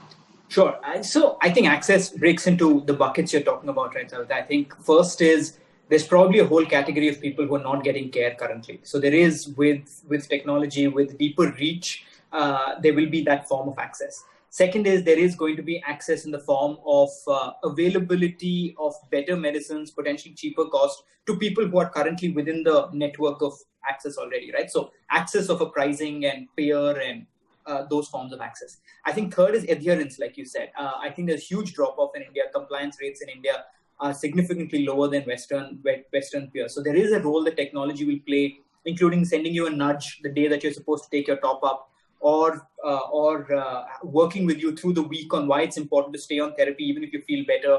I think there's a role that technology will play in just adherence and compliance. So along these dimensions, if you put all of that together, better diagnosis, by the way, I think the more we can standardize tests, the more we can get tests picked up, the more we can have faster turnarounds, all of that will also allow. Fifth is, as some of these companies like e-pharmacies, but other companies with distribution arms that are longer are able to get their reach going, I think access will improve. So net, is access a big unlock? It is, but I think it has so many different threads, from pricing to reach to diagnosis to adherence. It's a complex problem. When you put it all together, I think it's a huge opportunity.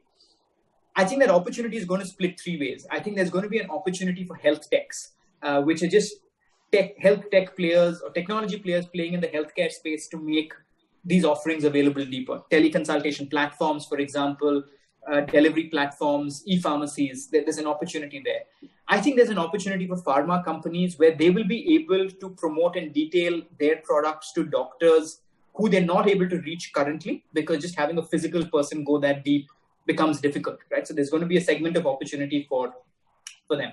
I think the third is there's going to be an opportunity for getting the right drug, and this is potentially in partnership with the government. When we have large untreated disease burdens, you can work with a large MNC, for example, find ways in which the government sponsors treatment for disease areas where you have better data and you realize you want to actually treat. So I think that opportunity will also break into 3-4 segments between diagnostic chains, health tech players, pharma companies, and actual patients with partnership with the government. So yes, big opportunity, tough to size it because it's in so many different pockets, but multiple players who are there to actually take advantage of it should it actually play out. Right. So as we draw close to this session, what we are hearing from all three of you is that there is a tremendous transformation which is already underway, and there is what is to look forward to is a tremendous opportunity on all of these elements as they are all coming together. And it is for the individual pharmaceutical organization to really size it up and utilize those. The future will definitely look very different from past. History has always created successful leaders, be it during SARS and how Amazon launched its marketplace, be it during the .com, and how the e-commerce really came up during one of these crises. So it's really for the individual pharmaceutical organizations or collectively as an industry to step up to size that opportunity. Thank you so much for being part of this discussion, Mr. Gagan, Ms. Namita, and Satya. Thank you so much, and have a great evening.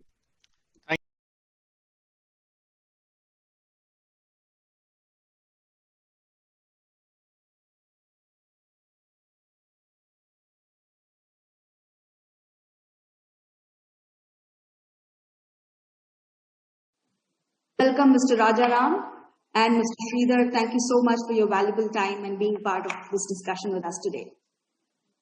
So let's start with you, Mr. Rajaram.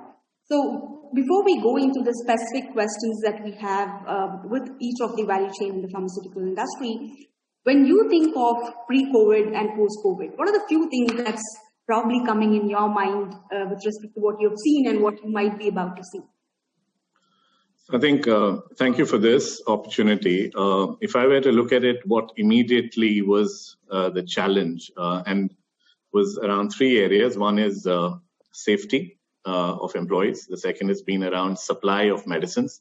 And the third has been around servicing our physicians, our trade, and our patients. I think if you look at these 3 buckets, all of them were significantly challenged. I'm, of course, unable to say what is post-COVID. I mean, we just know that there is a COVID. So we will probably imagine what can happen over here. So clearly, the supply side, that's been the single biggest focus for all the people in the company as well as the industry.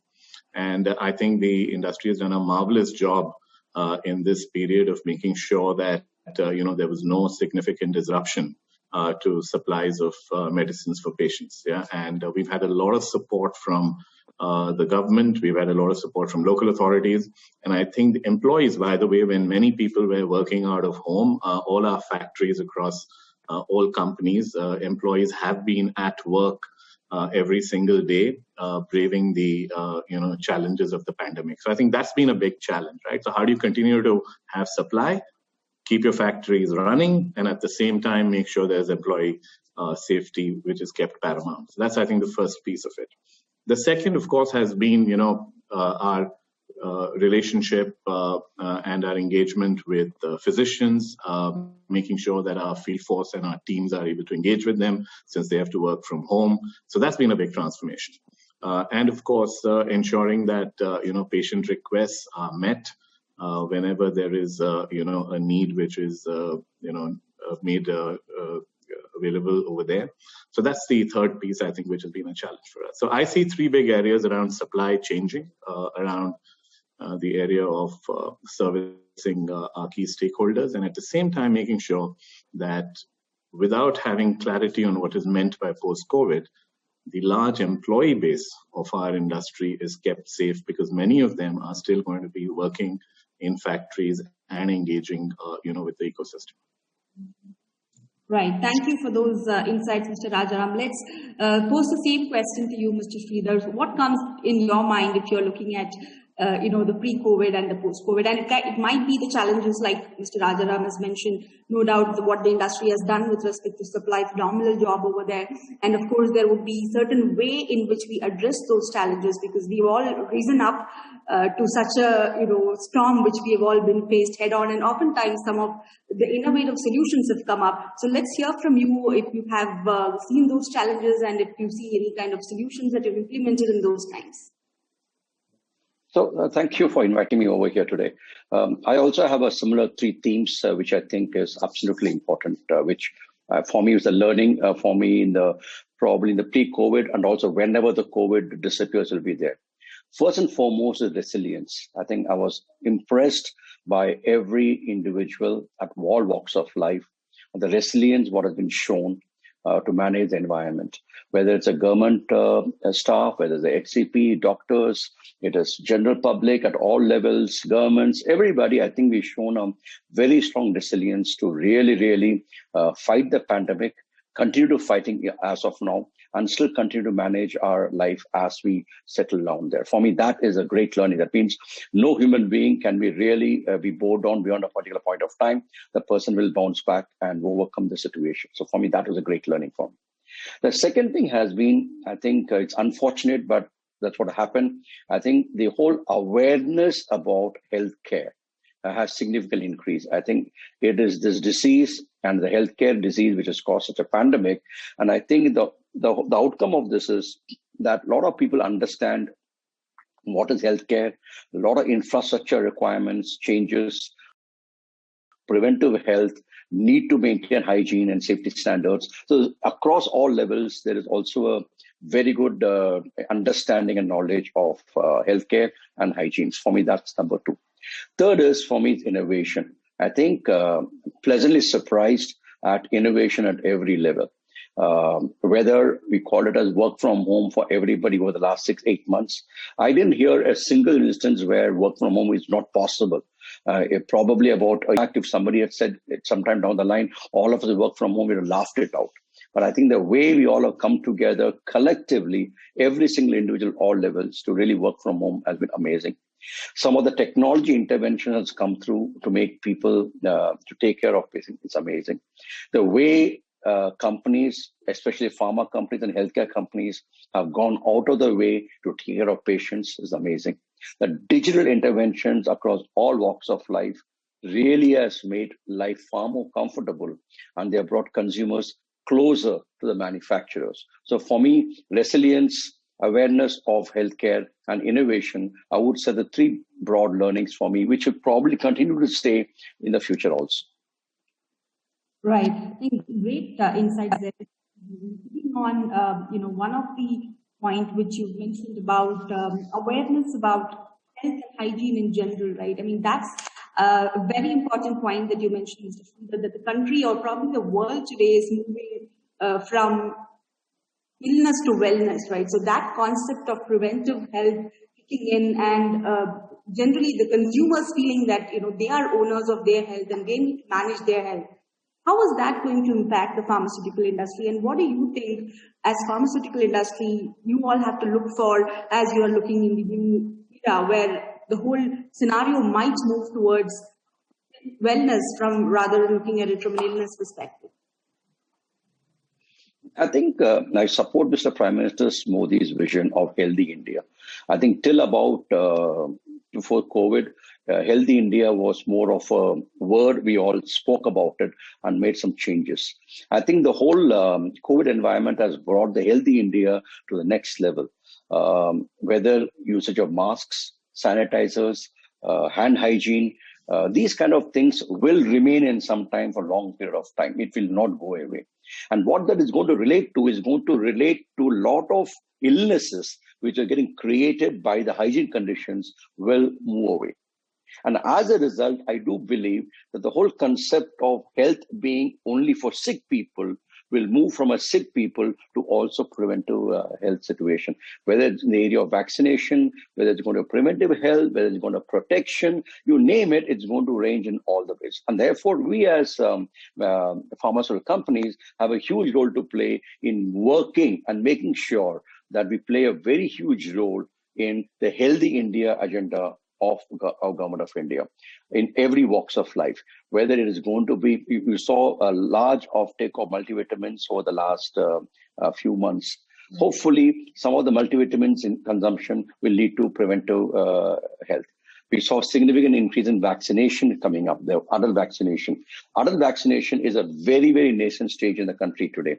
And I do believe this whole COVID has given a big blip to a lot of adults understanding what adult vaccination is. Hopefully, all adults will start now taking adult vaccination in the regular course of life, which will lead to a lot more preventive health. So therefore, a lot of us will save a lot of money rather than falling sick. We can actually reinvest the money in being healthy out here. And that is going to make all-round benefit to every single individual. So I think whether it's a hospital, diagnostic company, pharmaceutical company, everybody in the ecosystem have a very strong role to play in making sure this agenda of preventive health is not died so easily, and we keep it live and try to innovate a lot of stuff. For example, we probably want to bring preventive health closer to patients, or to, I won't use the word patient here, I'll use the word consumers. Because when you say preventive health, they are no longer sick people, they are preventive health. So we will make a lot of interventions, a lot of operating models in place wherein we're able to preventive health patients, for example, vaccination at home. Maybe it could be a new drive where we're able to vaccinate people, adult vaccine, at the comfort of their houses rather than going to various hospitals coming in there. Maybe a lot of diagnostics hits will be combined with it happening more at home rather than outside. So basically, we have to make life easier for the consumers, and that is going to be the intent for companies like us. Patient-centric preventive health, Mr. Rajaram, what are your views on that? I think the beauty of this situation is that a lot more conversation of healthcare has resulted in a lot more people being interested in having innovation around it. I think if there's one thing which is happening is that a lot more stakeholders, apart from classical healthcare, the stakeholders like pharma companies and hospitals, are going to now innovate. So I'm seeing, for example, a lot more innovation coming in creating access, right, which traditionally was limited to the older healthcare providers or the government.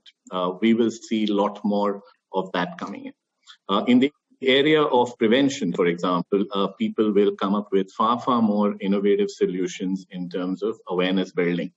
Today, it is largely left either to the public healthcare system or a little bit of engagement which you have with your physicians and all it. But I think because of the whole, noise level which has gone up in this area, my sense is that, multiple stakeholders will begin to participate. You're going to have digital startups which otherwise would be considered pure technology startups, not interested in healthcare, are suddenly getting interested in healthcare. Commercial enterprises in the area of financing are getting interested in healthcare. Right? You now have institutions which otherwise were looking at other areas outside of healthcare will begin to invest more, whether it's funding which will increase over here. So the best part of this is that the interest in healthcare will go up more amongst the innovators who will be new to this party rather than just the traditional guys, which I believe are the pharma companies and the hospitals and stuff like that. Right. So everybody has something new to contribute in the area of healthcare. Right. And again, very well said, Mr. Rajaram, about collaborations, and that's what we've been hearing from many other leaders as well. This is an environment where we are seeing unprecedented collaboration, be it between competitors themselves, be it between people who have complementing expertise. So there is suddenly a spirit of collaboration that we have seen, and it is, of course, has always been there, but probably it has just been accelerated with COVID, given that everybody wants to kind of run with time so that they could use the opportunity and the challenge they're currently facing. And as you said, collaboration between the digital tech companies, health tech companies coming together with hospitals, pharma, all of the ecosystem. So that's definitely something that might be here to stay. So thank you for talking about it. One thing which to you, Mr. Rajaram, on the point that Mr. Sridhar has mentioned regarding the remote working model. So do you actually see that continuing? And as he said, a few years back, if somebody would have asked us, they would have all laughed about it. But increasingly, we are seeing a lot of leaders saying that, that's how it's going to be. What are your thoughts on this? Are you all going to continue having this as a new norm? Have you seen efficiencies working remotely? See, I think very clearly, everybody now believes that it is possible to do a large number of jobs working remotely. Yeah, so some of it is out of necessity. It's not always the most convenient, right? But it is definitely possible to execute a lot of our work operating out of remote. As we begin to move ahead, I think we are all going to invest in two areas. One, working at the workplace would largely be one out of necessity, or one where we believe that coming together of teams physically is important, right? So I think that's going to be a primary driver for deciding that. The second is we will all have to make sure that working from home also becomes convenient, and it is not that work, you're just dragging work and putting it at home. Because frankly, I mean, just as we do not like the home to come to work, we have to be careful about bringing work home. And we need to create the environment, everyone's not sort of living in, large convenient setups. We need to provide employees a lot of technology infrastructure, a lot of support in terms of managing their time and their families. So I think there are going to be new challenges, but the model is now not here to get reversed. Yeah, I think we're all here now fairly clear that it's possible to do both together, and we will all encourage it because in many cases, I think it has resulted in a lot of new opportunities, new learning, and a realization that you can get a lot more out of your time if you don't spend time just commuting, especially in certain cities. Great to hear that, Mr. Rajaram. So moving on to some of our key questions here with respect to HCP interaction, and that's one thing both of you briefly touched upon, has probably taken a major hit during the peak of COVID lockdown, and of course now while probably it is recovering or on its path to recovery. So Mr. Sridhar, what do you think is the current status of the HCP interaction with the field force, and have you all implemented any digital intervention there? Do you feel that it's probably going to bounce back sooner than expected? So what are your thoughts, Mr. Sridhar, on that? That's a great question. I think, frankly speaking, there's been a learning for me in this area. Healthcare or pharmaceutical has traditionally been a very old industry and a very little traditional industry over the years. Okay, and therefore, and it's become a fragmented nature of the industry. Also has meant that we are reaching out to doctors, HCPs more physically. That was the model which had happened. And more, the share of voice was a term we all used to use. The higher the share of voice, the higher is your impact with the doctor out there. And therefore, most of us went through a journey of adding more field force, feet on the ground. We look at the shoulder behind and said, how many field force does that company have? How many field force that company have? Divide the geography of the country into territories and then say we need feet on the ground, whether it is a full-time employees or contract field force. I think that this has been a huge learning that say that detailing can be done remotely. I think, frankly speaking, we went early in the thing by introducing something called a virtual customer connect. So that's a tool which we use in Weaver, which is our CRM tool. And we can actually pre-plan appointments with the doctors. And not only that, my rep can actually have his line manager or any of the vertical in the call. So there's no need to do a joint working for the manager to see how effectively the rep actually doing calls. Earlier in pharma industry, the manager will work with the rep and say, okay, we'll certify on a piece of paper. I worked the field with him and I saw him doing well. His body language, his way of teaching, his way of expertise was very good. He will do all that thing by physically examining. Today, the person can do a joint working, not with one person, but multiple person with a pre-appointment booking with the HCPs. And therefore, without traveling, the manager will know how effective is the rep in call. So for me, that has been a blessing because it's been there. And also, I think to a large extent, the doctors, the HCPs have gotten comfortable because with the penetration of iPhones and iPad. Now, you don't have to use only laptops. You've got multiple instruments today. They also realize that they can do calls and they can understand some of those things called. But one learning I've had is, depending on the quality of signs of the product you have, the more signs you're willing to share, the quality of the discussion remotely with the HCP enhances very well. If you're going to be using this call more to say, hello, doctor, prescribe a product, it's not going to be useful. So if you're going to really leverage on the science of a product and really start having engaging conversations with the doctors, it is going to be a significant win-win. So for me, going forward, we have taken a call that we will not have a standard call norms. We're going to have a flexibility of the reps to decide his call pattern, because it all depends on the doctors. It depends on the geography where he operates in and the comfort of the rep himself. In some geography, the reps may be comfortable traveling physically. In some places, a rep may be able to travel physically and do video calls. Some doctors would prefer video calls. Some doctors may not prefer video calls. So for me, what is going to change is it's going to make the life of a rep. The way we're going to evaluate a rep is not based on number of calls he's going to do. We're going to evaluate on number of touch points he's going to do. And therefore, this flexibility is going to give him to actually touch more number of customers indirectly. So for me, this learning, if we are going to get a lot of support from healthcare fraternity, combination of healthcare fraternity and companies, we are completely lined up to actually bring innovative technologies or brand launches. We have launched about 6 brands in the last 6 months, 8 months remotely. We didn't do a physical brand launch at all. That was unheard of doing a brand launch remotely. We never thought we could do a brand. We could do a brand launch remotely. Oncology brands we could do INA brands, so many brands we could do. And that's the way it's going to work in the future.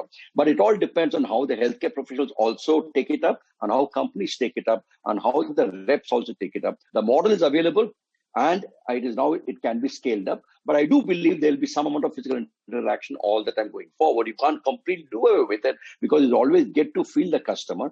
But this combination will continue for some more time. That's transformation, Mr. Sridhar, that I'm hearing there, that you're moving away from the standard volumes to moving to look at the touch points. And I believe you might also be looking at the quality of touch points that probably a rep is actually delivering to a doctor. And another very interesting point you mentioned is about detailing, especially when you're doing it virtually. What matters is also to make sure the content is relevant to the doctor and the content is valuable to the doctor. That also kind of brings in the point about the life cycle of the product and where the product stands, and where there is the product for detailing as well. So, Mr. Rajaram, what are your views on that? I think Sridhar said it well. The fact is that, we all got into digital engagement because we were forced into it, because we suddenly got, it shut down. So I think we've got to be a little careful that at this point we have solved our problem, by getting into digital. But the most important thing going ahead is going to be whose problem are you really trying to solve with the engagement which you are getting into in a new model. So I believe that there's a hybrid model which is here to stay. And we will need to now begin to move more and more into adding value to the physician in the engagement. And I think that is very important, because right now we have managed to use technology in many ways to fix the inability today to reach physically. And that's where I think the second piece comes, is that physicians have moved remarkably fast in accepting technology. I think that's been a really good sign, and they've been in some ways ahead of what the industry even thought they would accept. But connecting with the physician does not mean that it is acceptance of that engagement platform, because very often engagement and intrusion, it's a very fine line. So there has been a plethora of engagement, but physicians are also considering it to be intrusion. So I think we need to create a fine balance in the way we will add value, and that's where I think the challenge is going to come, and which is where our people in the field, I think, have a really entrepreneurial role to play. They today have the ability to, decide, well, which kind of engagement works well. How do you sort of maximize the value of those engagement with physicians? Some of it is physical, some of it's going to be digital. But I think that's really, the transformation has happened. I think we are here to stay.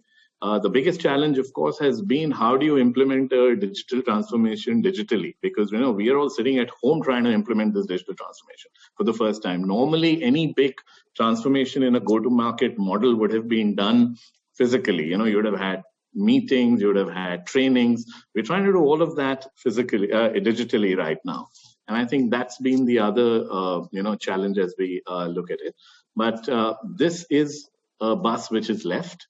It is going to land somewhere in the middle. It's not going to go back to where it was. It may not be what it is today, but somewhere in the middle, it is going to land, and it can only be good, because I think it gives us an opportunity to leverage technology to add more value, at the same time back it up with a lot of, what our traditional strengths are. Right. And that's the point to be noted, what you mentioned, Mr. Rajaram, about whose problem are we trying to solve, right? I think that's really being customer-centric, to see that, maybe today the doctors might also want to hear information from pharma. Of course, they do not want proliferation, of course, but they do want to see and hear relevant information from the pharmaceutical organizations. But of course, there is currently an overdrive from the industry. In fact, one of our survey, we have about 3 lakh doctors on the platform and very active, have said that they've got about 70% more information from pharma today than they've ever got. Some has got over 70 to 80 SMS in a single day. This was during the time of lockdown, and the open rates are fairly minuscule. So I think that's kind of goes back into what is customer centric, what does the customer really need, and do we have enough digital IQ as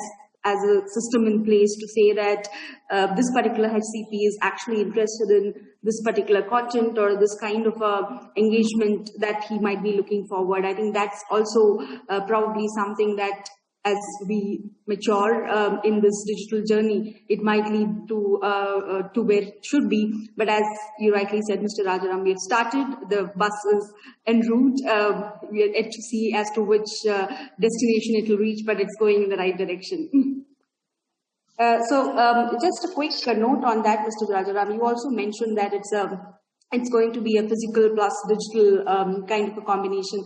So do you have a rough percentage in mind that you see as you are making your strategic plans, budgeting, field force deployment, planning, etc.? Do you have any number in mind in terms of what exactly the physical digital combination that you're looking at? What percent that you might be looking at? No, I think, it would be too early to sort of say. I would say that I expect that the number of, touch points will dramatically increase. Yeah. And that I think is going to be, it's not going to be a sharing of the existing touch points between digital and physical. I think we will increase the size of the pie. We will reach out to a lot more, physicians than we were doing in the past. And so it will be a lot more of add-on to the current system than it is likely to be, any kind of replacement. Because the narrative on this change has to be very clear. It cannot be about, creating anxiety in the entire system, right? It has to be about what's the extra value, both for the person who is making the change as well as the person who is going to receive a new model. Right. And I think that has to be, something that the industry has to be very responsible about. It is about reinventing, but it is about also driving much more value for our customers and thereby equipping our people in the field to be able to do a lot more with it. Yeah. And it is not about a substitution game, because I think potentially if you were reaching, 1 million touch points, you should be able to, with a combination of digital and physical, reach a 20% more or 30% more, and distribute that between physical and digital rather than possibly reducing your current physical footprint. I think that's the opportunity which we get. Absolutely. Yeah, trying to look at it by an efficiency game, I think, is a very, very limited shelf life in terms of the thought. Yeah, so so the narrative is very important on this one. Thank you so much for your insights, and we look forward to having more sessions with you in the future. Thank you, Mr. Thank you. Thank you. Pleasure talking to you. Thank you for inviting us.